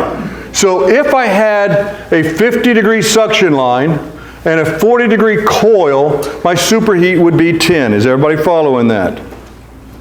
Good. If I had a 100 degree liquid line and a 110 degree coil, I've cooled it down 10 degrees below its saturation temperature. My subcooling would be 10 degrees. Absolutely. Good. Everybody follow? Good. Right or wrong, I don't care. All we're doing is how right this minute. Is that right? Good. All right. Next one up. This is a 410A refrigerant as well. Vapor pressure 107. What is my coil temperature? Good, I've got a 35 coil temperature. I look at my suction line temperature, 64. If I have 64 suction line temperature and a 35 degree vapor saturation, what is my superheat? See, this is where that calculator comes in. We were doing good as long as the big number was bigger. Right now, okay. What we got? 31. I'll take 29. Close enough? Yeah. On his gauges, it's going to work. All right, good. All right, so now we've got liquid pressure of 274. What is my coil temperature? 90. Wow, 90 degrees. And I got an 89 degree liquid line temperature. What does that tell me?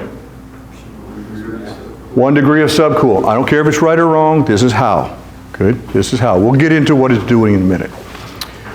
Now I'm going to shift to 450. Okay, so it's 410A refrigerant, 130 vapor pressure. Turns into what saturation? 45. Good, 45. I've got a liquid pressure of 316.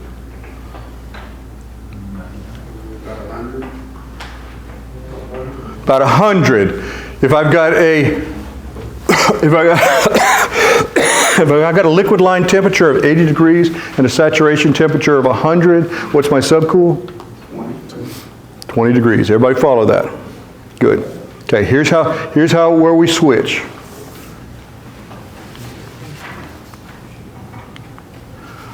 All right, so now what we're going to do is 454B refrigerant. Here's how much different this one's going to be. It's going to be so totally different than what you guys just went through right there. It's going to blow your mind how different this is going to be. All right, so we have 454B refrigerant. We measured our vapor pressure, and it's 118. Vapor pressure is going to be dew point or bubble point?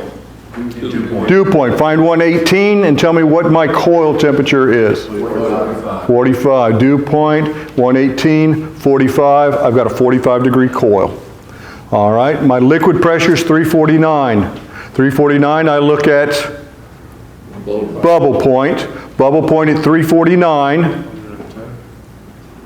110 degree coil. Everybody okay with that? Now all I'm doing is measuring my suction line and my liquid line temperature. Suction line's 55. If I have a 45 degree coil and a 55 degree suction line, how much superheat do I have? 10 degrees, very good. Measure my liquid line, I have 100 degrees. If I have 100 degrees there and I have 110 degree condenser coil, what do I have? 10 degrees of subcooling. This is not hard. This is not something you guys can't do. All we're doing is looking at two separate numbers, but I got to get the dew point and the bubble point right for you guys. One more time, 454B refrigerant. Vapor pressure is 97.6. 97.6, I'm looking at dew point, is that correct? Dew point, 97.6? 35 degree coil, bang.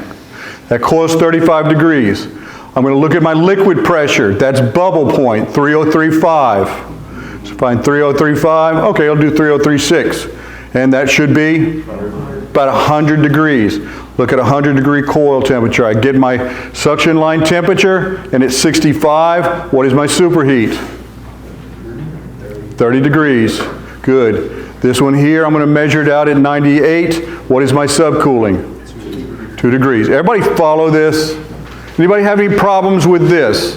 Because I have no problem at all making Jody get up from his seat and go over there and teach you how to do this differently. Okay? No problem at all. All right, well good. Everybody's following. We're good. All right, not a problem. Subbub, Sudo. Subbub, Sudo. Bubble point, subcooling. Dew point, superheating. Easy enough. Good? One more time. 454B refrigerant. Vapor pressure, 118.5. Looking at dew, 118, 45. Bang. Liquid pressure, 399.1. 120. Bang. Measure my suction line temperature at 60 degrees. What's my superheat?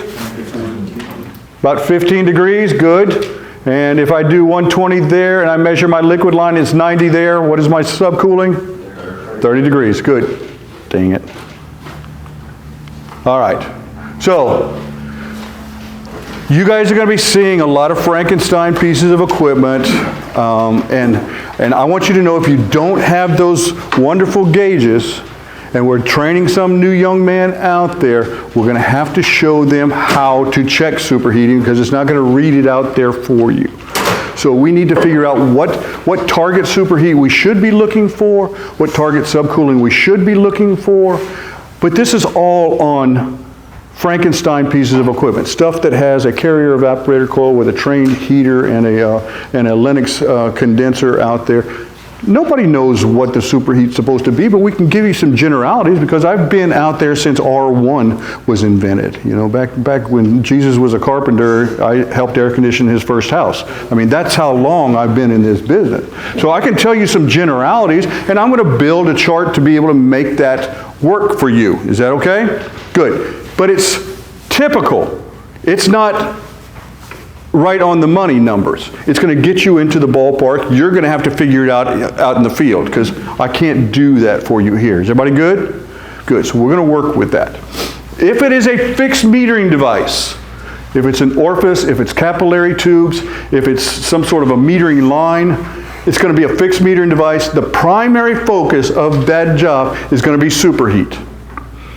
Superheat's going to be primary. Subcooling is going to be secondary. Indoor temperature drop is going to be the third. And I'm going to give you a fourth here as an added bonus to be able to help you out. But right now, these are the order in which you're going to be checking to see whether that system's operating properly. All right? If it's a TXV, EXV, EEV, your primary focus on that system is going to be subcooling. TXV, to be able to find out if it's operating properly, you'll need to check the superheat. So your primary is going to be subcooling to make sure I got enough liquid in that condenser. The second one is going to be superheat to make sure that expansion valve is doing what it's supposed to be doing, and then indoor temperature drop from there. Everybody good? Good. All right. So here's my disclaimer, because I'm putting this on film, and I need to make sure that my disclaimer's out there. Always use the manufacturer's charging instructions to be able to take that match system and charge it up. Always use the manufacturer's stuff. The following guidelines are only guidelines and should be used to replace anything manufacturer recommends. Don't do anything other than what the manufacturer recommends. But if you're out there in the field and you don't have anything else to deal with, I'm giving you some tools. Fair enough? That's brought to you by our law offices of Dewey, Cheatham, and Howe. Thank you very much. I appreciate that one. Whoever caught on, appreciate you. All right, so this chart you have in your handout as well. I think it was right behind your pressure temperature chart, or right before? Help me out. Right before. Now, I've been teaching this chart for probably 20 years. It is relatively accurate, and it helps technicians start to understand what has to happen in that system without having to know a stupid number, that one number that every system is charged to. Does that make sense? Because we're all looking for that one number to make everything happen, and we don't have that number. So this is the best I can do for you. So, first of all, you have to know wet bulb temperature. Wet bulb is our best indicator of the total amount of heat that's in this room. It's going to give me the amount of heat that I have with the temperature, the dry bulb, and it's also going to combine that with the amount of humidity I have in here, the latent heat, the dew point. It's going to combine that together, and that wet bulb number is going to give me the total amount of heat that's in this room, and that's called enthalpy. So we're going to use the wet bulb number to be able to find out how much heat we have in that room. We're also going to have to find out what the outdoor temperature is in there. So if you'll look right here for fixed metering devices, we're going to use this section of the chart for fixed metering device systems. Everybody cool so far? Good. All right. Let's look at that, and it says 66 degree wet bulb. I would look at 66 degrees on my wet bulb section. If I follow, that tells me how much heat I have in the room to boil off the refrigerant. Good. Now I'm going to look outside to find out how much heat has been rejected off of that, and that's going to be outdoor temperature. So I'll find the outdoor temperature, and you see it's 83 degrees outside.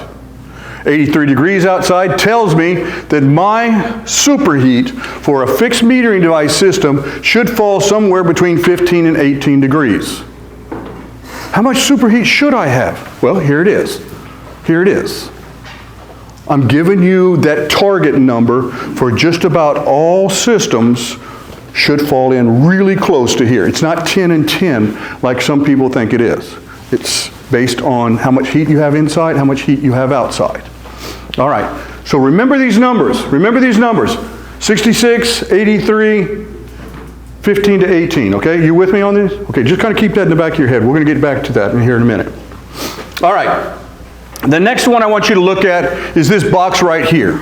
And it tells me that the thermal expansion valve, the TXV or TEV, typical superheat is 10 to 15 degrees on a typical expansion valve. But if it's a high efficiency piece of equipment, remember, they started shifting down from a 2-ton valve, a 3-ton valve, a 2.5 ton, a 3-ton, 3.5 ton. All those valves went away, and they went, okay, now we got a 2 to a 3.5 and a 3.5 to a 5. So now they've changed those valves up, so the rate in between there changed up. So if it's a real high efficiency piece of equipment, you may see 8 to 24 degrees on that superheat on a high efficiency system.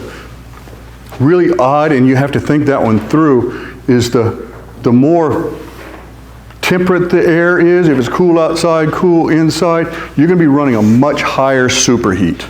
You may see 24 degrees of superheat on that one because the valve is shutting down. The valve says not a load, we're not going to give you any more refrigerant, we're going to shut down. So the superheat increases dramatically on those. Different than what you thought, is that right? Yeah, I as well. So I'm telling you things because I've tripped over that already. Cool? Now, nothing you're going to trip over I haven't tripped on already, okay? So cool. So we're getting it. All right, so good. So that's telling me the expansion valve. This is telling me fixed metering device. Let's look at this. Typical subcool. If I have a typical subcool, it's going to fall in this range. 6 to 7 SEER had a 12 to 20 degrees subcool. 8 to 9 SEER had a 10 to 15. And it works its way up. Subcool has started to drop off because the condenser coils got bigger. We don't need as much subcool anymore to be able to make that happen.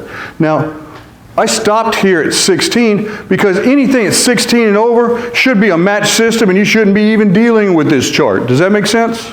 You should be looking at the manufacturer's data to make anything happen like that. All right.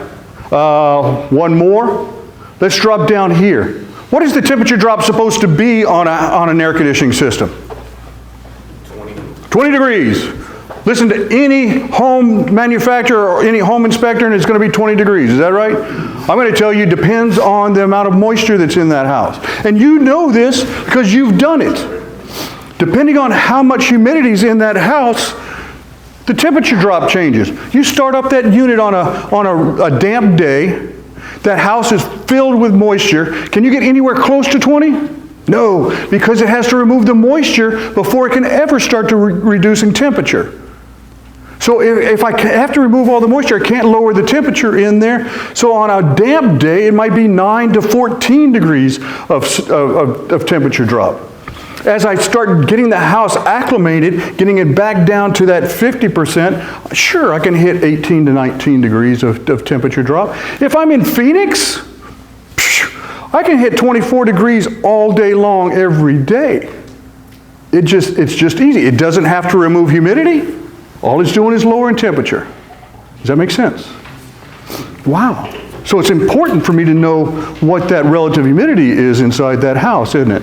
Okay, so we're taking it up that. And look, it's a simple tool. It's a pocket RHB. You can still walk around with yours if you want to have your old sling. You can still do that, all right? I'm going to let you do that. But Pick on me. oh yeah, you can pop it in there, slide it back, but you can be the man if you want to do. I, on the other hand, never got a Popeye arm like that, slinging that thing around like that all day long, right? Yeah, we have to have distilled water, because, you know, you're going to get the old guy that's going to say, yeah, but I got my sling, I'm going to do that. Okay, but he's going to run tap water on that. If he runs tap water, it's got chemicals in there, and they have different boiling points. So they change the relative humidity on that just based on the tap water. So you have to have purified water to be able to do that old sling psychrometer. But yeah, you're a good sport, and I appreciate you. All right, so that's good. Everybody good? Get you some sort of a psychrometer. Get it. Make it happen. All right. Here's that bonus that I'm going to give you guys. Here's the bonus. Remember when I told you that the outdoor condenser coil typically ran 15 to 30 degrees above outdoor ambient? And I said the old guys said charge it 30 degrees above outdoor and you're good to go. Here came cold, I thought. That was residential. Commercial guys knew 30 degrees above outdoor. I mean, we knew how to charge this stuff. But look, if it was a 6 to 7 SEER rated unit, my condenser TD was 30. It was 30 degrees higher than what the outdoor temperature was. As I started getting higher and higher efficiency, my condenser got cooler. I got more surface area, so I didn't have to condense all of that coil down here to make it really hot to give up all of the heat. I had this much more surface. It didn't have to get as hot to be able to change over. So as the SEER rating increased, now I'm dealing with 10 degree TDs on these. This is going to become very important as you guys are trying to find, do I have moisture in that system? Do I have air in that system? Wow, I'm going to make you guys better. This is something even seasoned technicians don't have a good handle on, but I'm going to give you a little bonus here today that's going to help you out with that. Fair enough? Cool, you win. All right. So look at this. Count me out. I know. But I'm going to make it easy for you to justify, okay? All right, so look at this. It's got a indoor wet bulb of what temperature? 66. Do you remember that number from somewhere earlier? Yeah, that chart. Okay. So I have a 66 degree indoor wet bulb, and look at this. On the outdoor temperature, I have an 83 degree outdoor temperature, and it tells me that my target superheat should be what? Yeah, 16.6 degree target superheat. What did I tell you a little earlier? on this chart. Now this chart came out probably, when we first developed this chart, it was probably 20-ish years ago. How close is this chart to everything that's real in the new stuff? It's right on it. Guys, I'm telling you, don't discard this and say that fat man developed this thing and it doesn't work. I'm telling you, it's accurate to what's being put out today. Fair enough? Good. Absolutely. Good. All right. So, what does it tell me? I think a lot of guys know how to get superheat and subcool. I think not everybody understands what it means. What is it telling me on this job? All right. So I like to think of it. How many of you guys have kids at home? How many of you have more than one kid at home? Because if you only have one kid at home, you really don't have kids. You're just faking it. All right. So more than one kid at home, you get it. All right. If I'm going to pour a glass of milk for one kid, do I pour it all the way to the top? No, he's going to spill that. Am I going to pour it just a little bit in the bottom? No, because you're going to make me get out of my lazy boy again and go get him some more milk. You pour it right to halfway. But if you have two kids and you have to pour it in the other kid's glass, how much do you pour in that one? You better pour exactly the amount, or it's going to be chaos in that house. You have to have exactly the same. So we're looking for that half full glass just on this kid's side and on this kid's side. Okay, so I call this my thumb chart, and you guys have a copy of the thumb chart in there as well. I like to say, no, I want more liquid if it's down here. I want this much liquid. I want more liquid in this glass. I wanted this much liquid. So this is kind of how much liquid. If it's superheat's good, this subcooling is good, this is where I want to be. If my superheat's high and my subcooling is low, this is where the liquid's at in there. I want to get it here and here. Okay, everybody follow that? That's kind of the thumb chart kind of deal in there.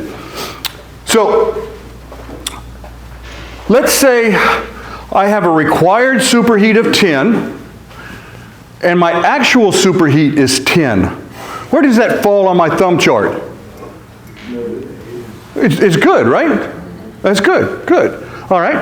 My required subcool is 10, and my actual subcool is 10. Where does that fall out on my thumb chart?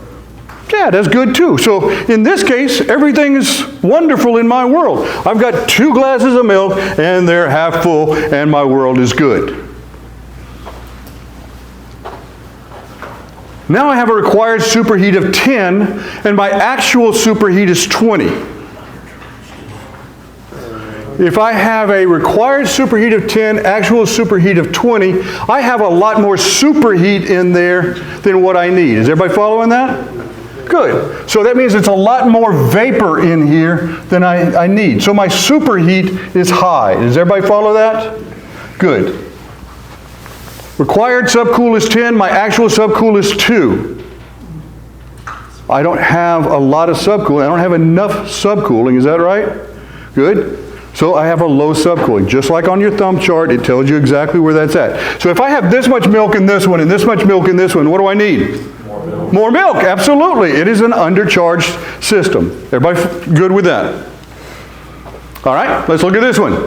Required superheat is 10, actual superheat is 2. I don't have enough superheat. What does that mean? I have a lot of refrigerant in this side of the system. Everybody follow? It flooded right here. Okay, required subcool is 10, actual subcool is 20. I have a lot more subcool than what I need. What does that tell me? I have too much milk here, too much milk here. What do I have? Too much milk. I have an overcharge on this system. Everybody follow? No big problem. All right. I have a required superheat of 10, actual superheat of 2. What does that tell me? Very little superheat. All kind of refrigerant. Low superheat. Is everybody seeing that? Everybody follow? I need y'all to follow this stuff. Y'all all good? All right. Required subcool of 10, actual subcool of 2. What does that tell me? Low subcool. Low subcool. Boom. All right, so what do I have? Restriction. Good, I get that every class. I haven't had a class yet that hasn't said restriction. Sir? Airflow. We always checked airflow long before we ever checked everything else, right? Got to check airflow. Airflow is good. Metering device? What about it? Not metering correctly? Oh, good. That was a good answer. Overfeeding. Thank you so much. Now stop and think about this. This is a metering device. It meters the refrigerant. It's a cop. It's a cop. He's standing there in the road and he's doing this with the cop. When he's doing that, when he's doing this, all your refrigerant is going from here to here. And what's he doing? Letting it all go through. Letting it all go through. He's continually doing this. He hadn't even slowed down. He just keeps doing this. Where's all of your traffic? It all filled up on this side. It went down on this side. Sure, nothing. This is not the problem. It's not that I have a restriction in this system. I have quite the opposite of a restriction. I have that metering device going wide open, and you told me it was warm and wet. Is that right? He liked that. So we have that happening here. Did everybody follow that? Cool, cool, cool, cool. Did everybody learn a little something right there? Yes, yes we did. Good. Again, it's the basics, but at the same time, it's stuff that we may or may not have picked up along the way. All right. It is overfeeding. So let's look at this one. I got a superheat of 10, actual subcool superheat of 20. I have too much superheat, is that right? Too much superheat means I have all of this superheating and only that much liquid in there. Required subcool is 10, actual subcool is 20. I have a lot of subcooling, a lot of refrigerant in there.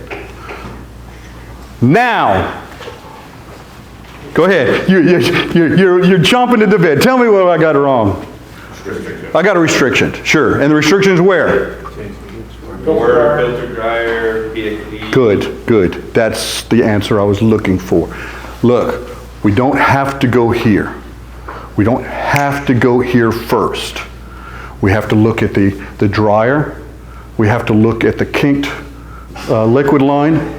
We don't have a kinked liquid line in the wall, do we?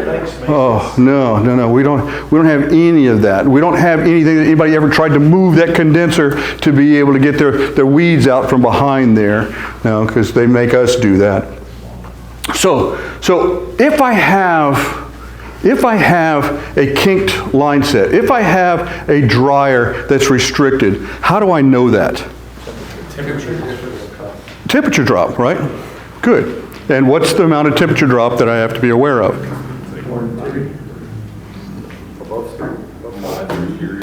Yeah, above 3, above 5, above whatever. Yeah, see, we're getting there. Yes, 2 degrees, okay? It's your 2 degrees number is where we're shooting for. Anything above 2 degrees, we're toast. Okay, it's got to be gone. Good? Everybody okay with that? Sweet. All right. So good. Looking for restrictions along the way, and we ask you guys this on all of your job site sheets. We ask you to give us the temperature leaving the condenser, going up the line, and going into the evaporator. And you know what? Every time we ask for those temperatures, they are exactly the same all the way down the road. I know they're not, but you're not giving us the information we're looking for, and it's hard for us to be able to help you out 100 miles away if I don't get the good information. Give us the good information, we'll help you decide. Fair enough?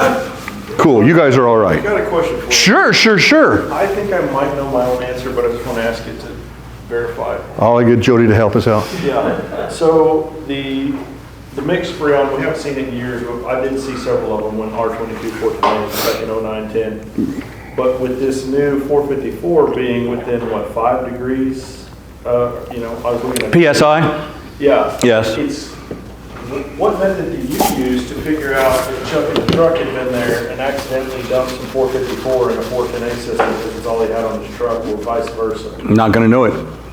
Not going to know it because it's too close. Too close, and you're not going to be accurate enough on temperature to figure out the evaporator temperature and the condenser temperature and combine the two. In a tank, it's easy. One tank temperature, you're good. You understand what the pressure is supposed to be.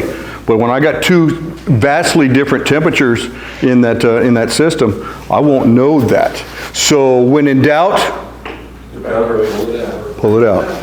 Get your box out. Yep. We ran into some of that with the 407 and the R22, dumping that stuff on top. I mean, the numbers were like, didn't even line up in the chart. So we had to. Yeah, because we can't tell what's in it when it's mixed with 3 different refrigerants, 4 different refrigerants, and The method I kind of used was just letting the system sit idle and then taking, temperature, pressure. it kind of works, but again, Yeah, but if you do it enough on a 14A that you know is pure and a 22 that you know is pure, you'll see it even with my inaccurate analog gauges thing. oh, you're so smart. He is so smart. He's my guy. All right, so good question, but again, how are we going to know? Swag. It's scientific wild ass guess, right? That's what we got, all right? All right, so we had a restriction on this puppy.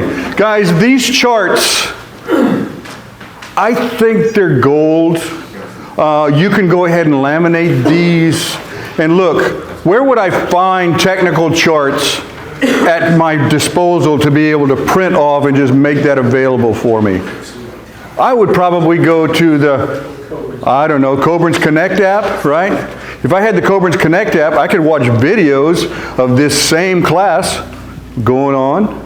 I could get charts available that I could print off. I could get calculators that I could use to get airflow numbers or even what the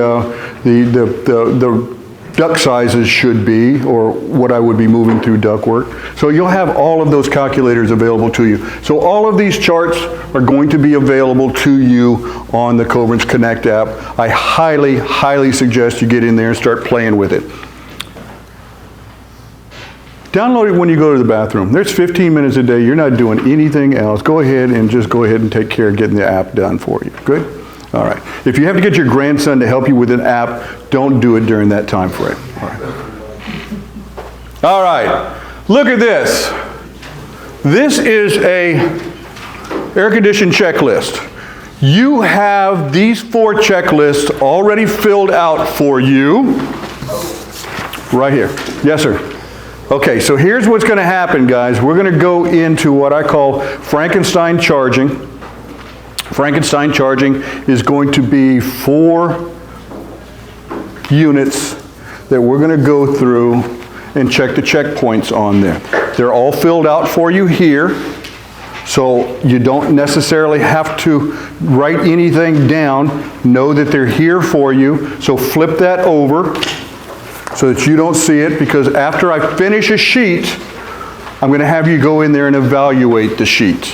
And I'm going to show you how to evaluate that sheet. This is the same thing Fieldpiece does for you, but it's something he has to do manually in order to be able to make that happen. And look, I'm good with that. I'm good, but you have to understand how to do it. Fair? And how many checkpoints do we have that we'll be checking on each and every unit? 4 checkpoints. Good? And we'll go through those. All right, so these are the charts that are available. I'm going to say it again. You can get all of these charts right off of the Coburn's Connect app. Coburn's Connect has it under technical charts. You'll find that it has calculators there. You're going to find videos there. You're going to find links to all of our Rude and Sure Comfort equipment there as well. All of that stuff's available for you in the Coburn's Connect app. You can laminate this for a technician. What I used to do in the labs is I'd laminate this and give them a dry erase marker, and they would just fill it in the lab so that they would have that. The next sheet they would go dry erase marker off. If you need to have that information shot back to you and they don't have a PDF send on their gauges, you can go ahead and just have them take a picture of that and send that off to you to be able to keep that under a customer file. Fair enough? Cool. Works out. All right. So this is our first one of our 4 units we're going to be looking at. So here's what we're going to need. We're going to need your pressure temperature chart. You're going to need your superheat subcool chart here, and we're going to fill this stuff in. So pressure temperature chart and the superheat subcool chart should be back to back. So you should be able to flip back and forth. And we developed this chart to give you the information so that you understand what am I supposed to have on this system and what do I actually have on this system. So if you look at it, you'll see that it's divided. Determine the required readings. This is what you're supposed to have on that system.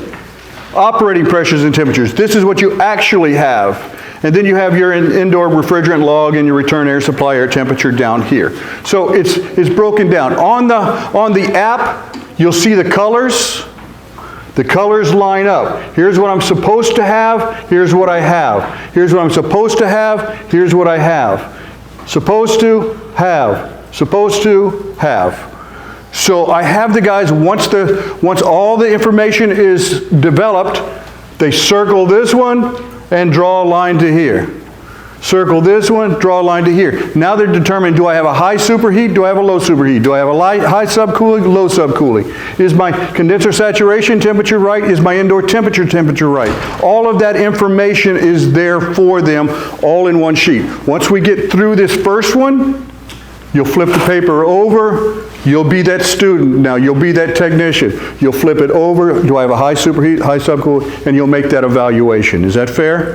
And I gave you a bunch of blank ones as well, so that you want to play with it with your technicians. You can go ahead and start doing some of that as well. Fair? Cool. All right. So let's walk through these first ones and see how we do. I gave you some basic information.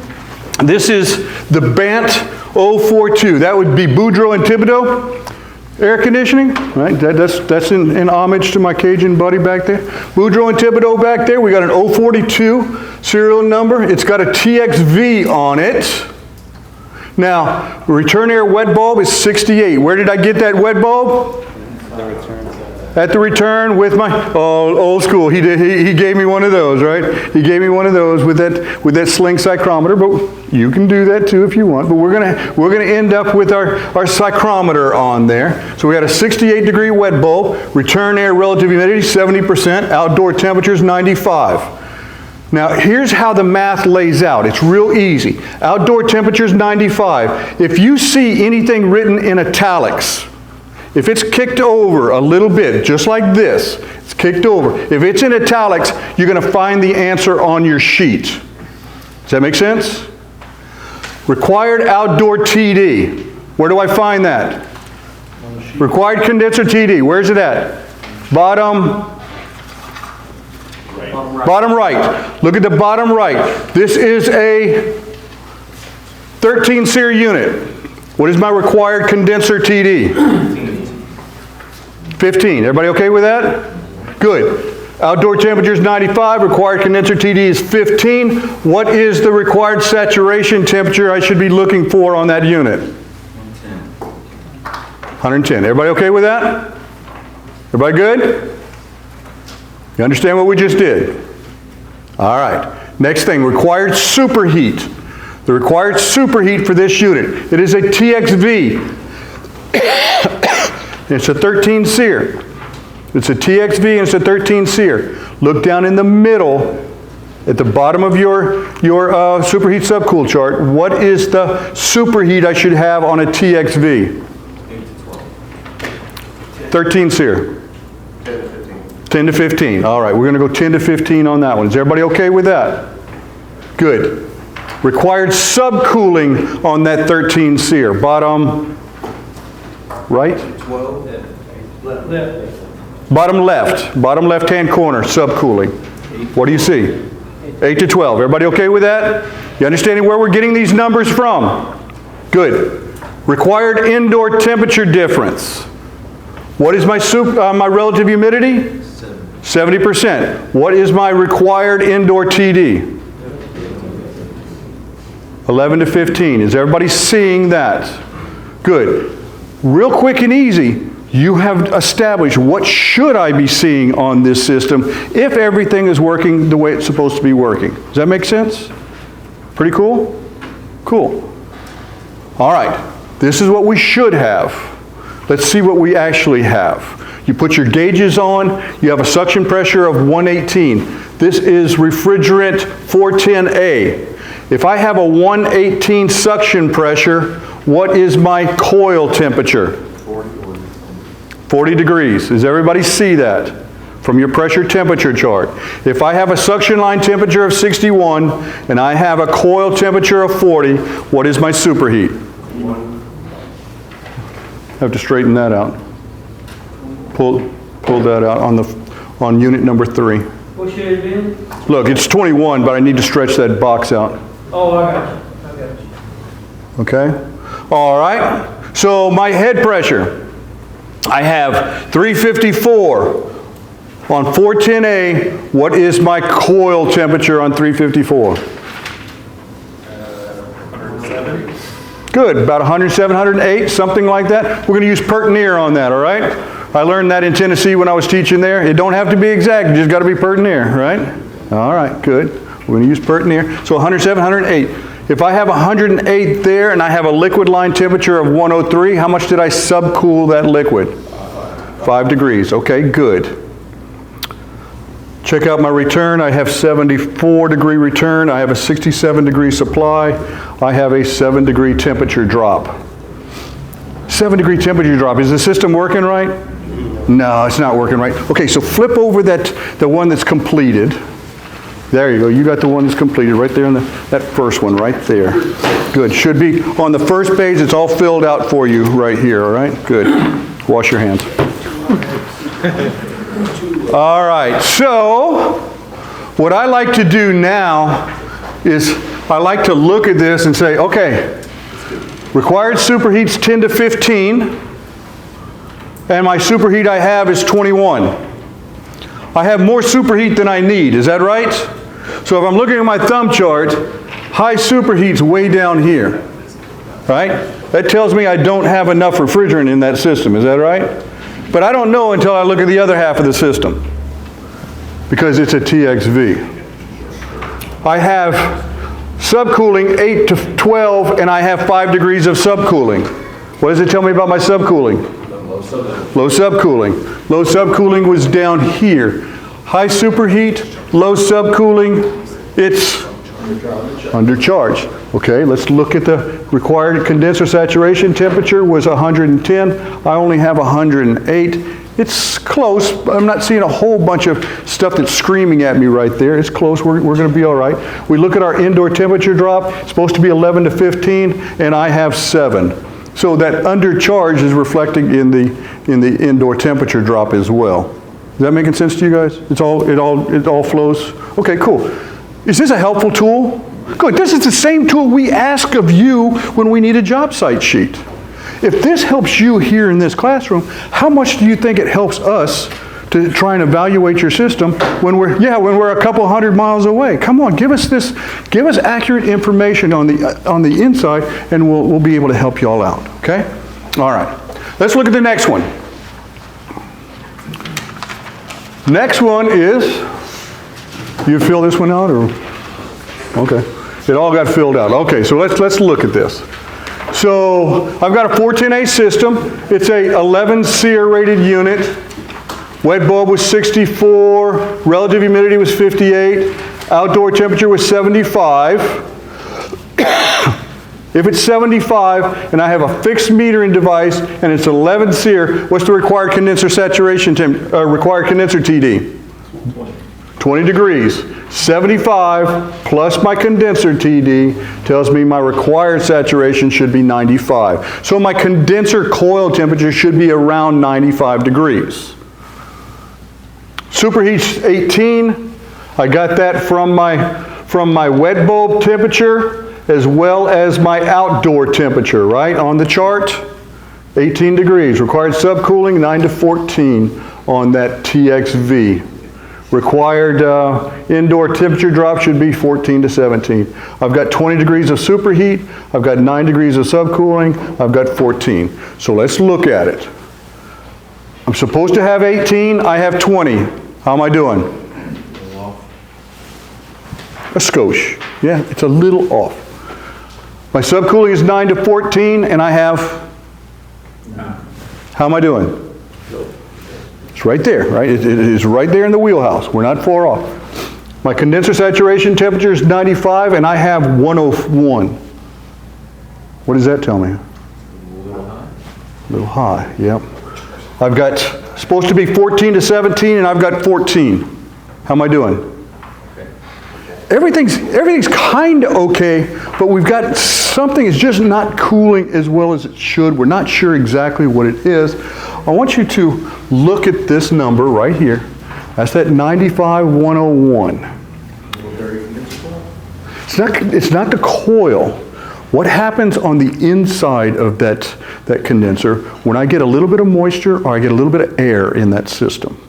What happens is that takes up a little section of that condenser. In the refrigerant charge. In the refrigerant charge.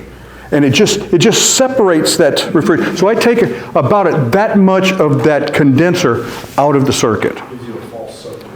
So when I do that, I've eliminated some of that section where it was getting rid of that heat. It was dumping out that heat. So if it was, now it's going to start showing up on my condenser saturation temperature. So what I've found is, I used to teach a class that was 1 month long. And I had 27 units in that classroom. And the guys would come in and for 1 month they were add refrigerant, remove refrigerant, add refrigerant, remove refrigerant. And they had 6 foot of air that they would send in that deal every time they put that hose on and take it out. The end of that month, this number would always progressively increase. The end of the class, we'd pull everything out, clean everything up, vacuum it out, and put in fresh refrigerant. That number would drop right back into line. But after a period of time, with that air in there, with that moisture that they initiated with those hoses, this is what showed up, which meant the efficiency of that system went down, the capacity of that system went down, and it just didn't act properly. Good piece of information? Did everybody walk away with something today? Cool. All right, good. Good. All right, let's look at the next one. The next one says we have a TXV. It's a kind of good 48. Kind of good 48. And we have R454B. Oh, so we're going to have to do that glide thing on this one. All right, so your return air wet bulb is 62. Return air relative humidity is 57. Outdoor temperature is 93. If I have a 14 SEER 2 unit, required condenser TD is going to be somewhere around that 10 degree range. Is that making sense to you? Good. Some of this stuff I'm going to have to start learning as we go because this is a brand new refrigerant. This is a brand new SEER rating. And really that SEER 2 is a 16 SEER 1. Is that right? Good. So let's kind of work with that 10 number. 93 plus my 10, my condenser saturation temperature would be 103. What is my superheat for this TXV on this on this system? Yeah, I'm going to go with that 8 to 24 on this one. All right. What is my required subcooling? Yeah, here's where it gets really iffy, guys. You're going to pull that directly from the manufacturer stuff. You're not going to be able to pull it off this chart because this is a match system. This is all brand new stuff. You're going to have to pull this subcooling from their data. Cool? So it said that you have to have a 9. That's what we're going to work with. We can still use this chart. It's just going to be a hybrid of what the manufacturer is saying, but we're still going to log the same information.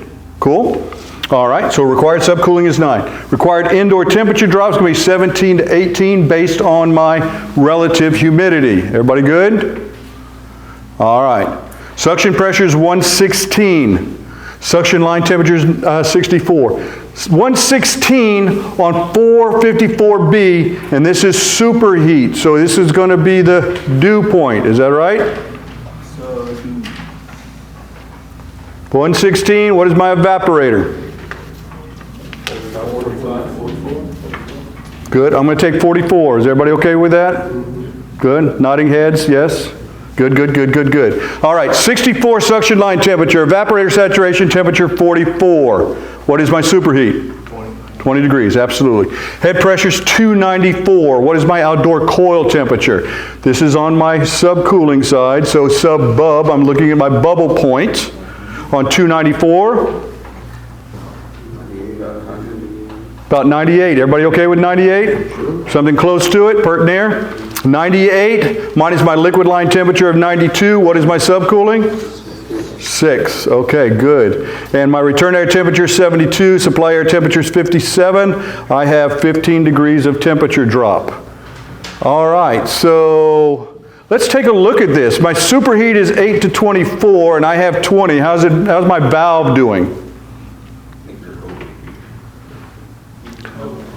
Required superheat 8 to 24. I have 20. Is it in range? Is my valve doing what you told it to do? Absolutely. It's doing exactly what we ask it to do. Required subcooling is 9. I have 6. What is my primary focus on a TXV system? Subcool. If I don't get my subcool right first, that's the base. I have to start there. If I don't get my subcool right, I'm just guessing on everything else. Do you still get to have 1 plus or minus or something? One more time. Do you still get to have like 1 plus or minus? Like 1 plus or minus? Yeah, you're going to have a little bit of plus or minus. Absolutely. How much? I can throw out a 1 degree number, but that's, again, that's a swag, right? So we're going to get it close. Good. How long do I have to wait before I check? That's one of Jody's pet peeves. You start throwing some refrigerant in that system, and then you're starting to give him superheat and subcooled numbers. Whoa, I can hear him hollering from his office to mine. Whoa. You can't get the numbers until it has a chance to incorporate itself into that system. You're going to wait. It's going to be 15 minutes. Good? So let's hold off a little bit. So our subcooling is supposed to be 9. We got 6. We're going to try and get that right. Is that making sense? Good. Required indoor temperature drops 17 to 18. I've got 15. It's telling me we're just a little bit low. Required condenser saturation is 103. I have 98. I don't have enough refrigerant in there to even make that assumption yet. Good. So what are you saying is our best shot on this particular unit? Let's add a little charge, and we're going to check it out and see where we stand. Everybody cool with that? Yes. Good. All right. I think this is the last one. This is that super duper 60. This is an 18 SEER. So again, the numbers I'm going to be pulling out are going to be from the installation data. But again, I can use this chart to be able to evaluate. So required return air wet bulb was 68. Return air relative humidity was 70. Outdoor temperature is 95. We're going to say that this is going to be about a 10 degree condenser saturation, coil temperature difference on this system. 98 plus my 10, I'm going to be about a 105. Required superheat on that super duper valve on that 18 SEER, it's going to be somewhere in that 8 to 24 range. Required subcooling is going to come from their installation instructions, and it's going to tell me this one is going to be a 7. I don't know what that's going to be. It's going to be whatever that manufacturer says it's going to be. It's going to be a 7. Required indoor temperature difference on that 70% relative humidity is going to be somewhere around 14 to 16. Does everybody see that? You know where to get it. Good. Suction pressure on that 454B, I'm looking at superheat. I'm looking at dew point. Is that right? Good. 130 on dew point. 50 degrees. Is everybody okay with that? I have a 50 degree coil on that. If I have a 61 suction line temperature and a 50 degree coil, what's my superheat? 11 degrees. Good. 326 on my head pressure. That's my subcooling. That's my bubble point, sub-bub. 326, what is my condenser saturation temperature under bubble point? 105. 105 minus my liquid line temperature of 92 gives me a subcooling of 13 degrees. 75 return air temperature, 62 on my supply air temperature. Actual temperature drop is 13. Doing this, I think I talked to Dustin yesterday and we were talking about this. I don't remember who I was speaking with. They're saying, where do we check our superheat and our return air temperature and our supply air temperature? Where should we be really checking that to find out if the equipment is working? At the equipment, right? At the equipment. I could be picking up 10 degrees on my return air, and I could be losing 10 degrees on my supply. If you're checking it grill to grill, I don't know what the equipment's doing because I don't know what the ductwork is doing. Does that make sense? If I install this brand new system on a 20-year-old duct system, what's the required R value in the state of Louisiana? Where am I at? I'm in Texas. I'm in Texas. What is the required R value on ductwork here in the state of Texas? R8, absolutely. And what do we have up there in the attics right now? R4, R6, or R nothing? Yeah. So if I have a lot of R nothing, I'm going to pick up a lot of heat right through there. I don't know what the system is doing. All I know is that the ductwork may or may not be. So we need to pay attention to that. So let's look at this. You can flip your papers over and you can look at this one now. This is unit number 8 if you're trying to keep up with this. This is unit number 8. So look at that. My superheat is 8 to 24 and I have a superheat of 11. All right. I look at the required subcooling, 7, and I have 13 degrees of subcooling. Okay, well that doesn't look right. Required indoor temperature drop is 14 to 16. I have 13. That's not far off. And I have, look, my required condenser saturation temperature is right on. But what's my primary focus on a TXV system? Subcool. Get your subcooling right first. Then we can evaluate the rest of the stuff. So my subcooling says I'm supposed to have 7 and I have 13. I have that much subcooling in there and I'm supposed to have this much subcooling in there, right? So I need to make sure I get the subcooling right first, and it is a overcharge on this particular system. Get the charge right first, let it settle down, let it evaluate, then do the sheet again. Everybody good? Easy enough? This is not hard. This is not hard, but I wanted you to have the basics here to be able to turn. I think everybody picked up a little something from the basics, and that's good. This is the sheet we always ask you guys to send in. We ask your technicians to send in. Jody, do we have this on digital? It is. It's on video how to fill it out. It's also, the form is actually on our Coburn Connect app. They can go fill it out. So it's an online interactive PDF that all you have to do is just fill that in and press send. So look, even with your gauges that you have, that you love, you can go ahead and fill in this information and you have your own updated field piece stuff that you can press and send and get this information off to either us. The one you fill out looks like this form you just did. Yeah, it's very interactive. We're trying to make it easy for you guys, okay? All right, so guys, use your tools. Buy the right tools as you start moving forward. Your vacuum pumps, we can now change the oil in mid-vacuum. Wow, how cool is that? Shut off a valve, pop in the new one, get it in there. It's all working right. Remember, your hoses have to be, you have to have come on, help me out. What is it? Low loss fittings. Thank you very much. I appreciate you guys. Low loss fittings on these gauges. Recovery machines. Get something. These new DC machines are great because they'll remove a lot of liquid in a low speed. Then all of a sudden, as it starts to remove vacuum, it starts picking up. It starts getting into the vapor. It starts picking up speed in order to be able to get the rest of that vapor out at a different speed. So they're variable speed. It works out great. All right. Milwaukee also have, if you guys are Milwaukee fans, you want to get into Milwaukee, they have that. We just, so Milwaukee has got the 18 volt piece as well, so just know we have it. All right, so there you have it, guys. You can go digital or you can get left behind. All right, we can go that route. You can stay with whatever you have. Look, frequently asked questions. Let's just find out if you guys got anything out of this class. Let's see if you picked up anything. Can R454B be added on top of 410A? No, it's illegal to mix refrigerants in the field. And that goes with all that stuff that we did with on top of that 22 with all of those replacements. It's illegal. It's not just bad practice. It's illegal to do that. Can I mix 454B equipment with 410A equipment?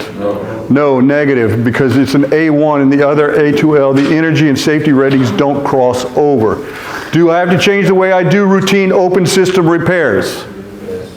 Yeah, it's close. It's slight. You're not going to require a great shift. A1 best practices apply with a few special requirements and a few special hand tools. If I have a leak with a product like 410A or 454B, now see, we went two different ways. I went with an A1 and an A2L. If I have a leak with a product like that, can I top it off? Yes. See, that's confusing to me, because forever we've been harped on R410A that if it leaked more than 20% of the charge or whatever, that we needed to pull it out. Good. So that went back to when my hair was black. Yes, and now Okay. you're telling me like, oh, Look, it has a slower so- glide, a tighter glide than 454. Like, I've been lied to. Yes, you have.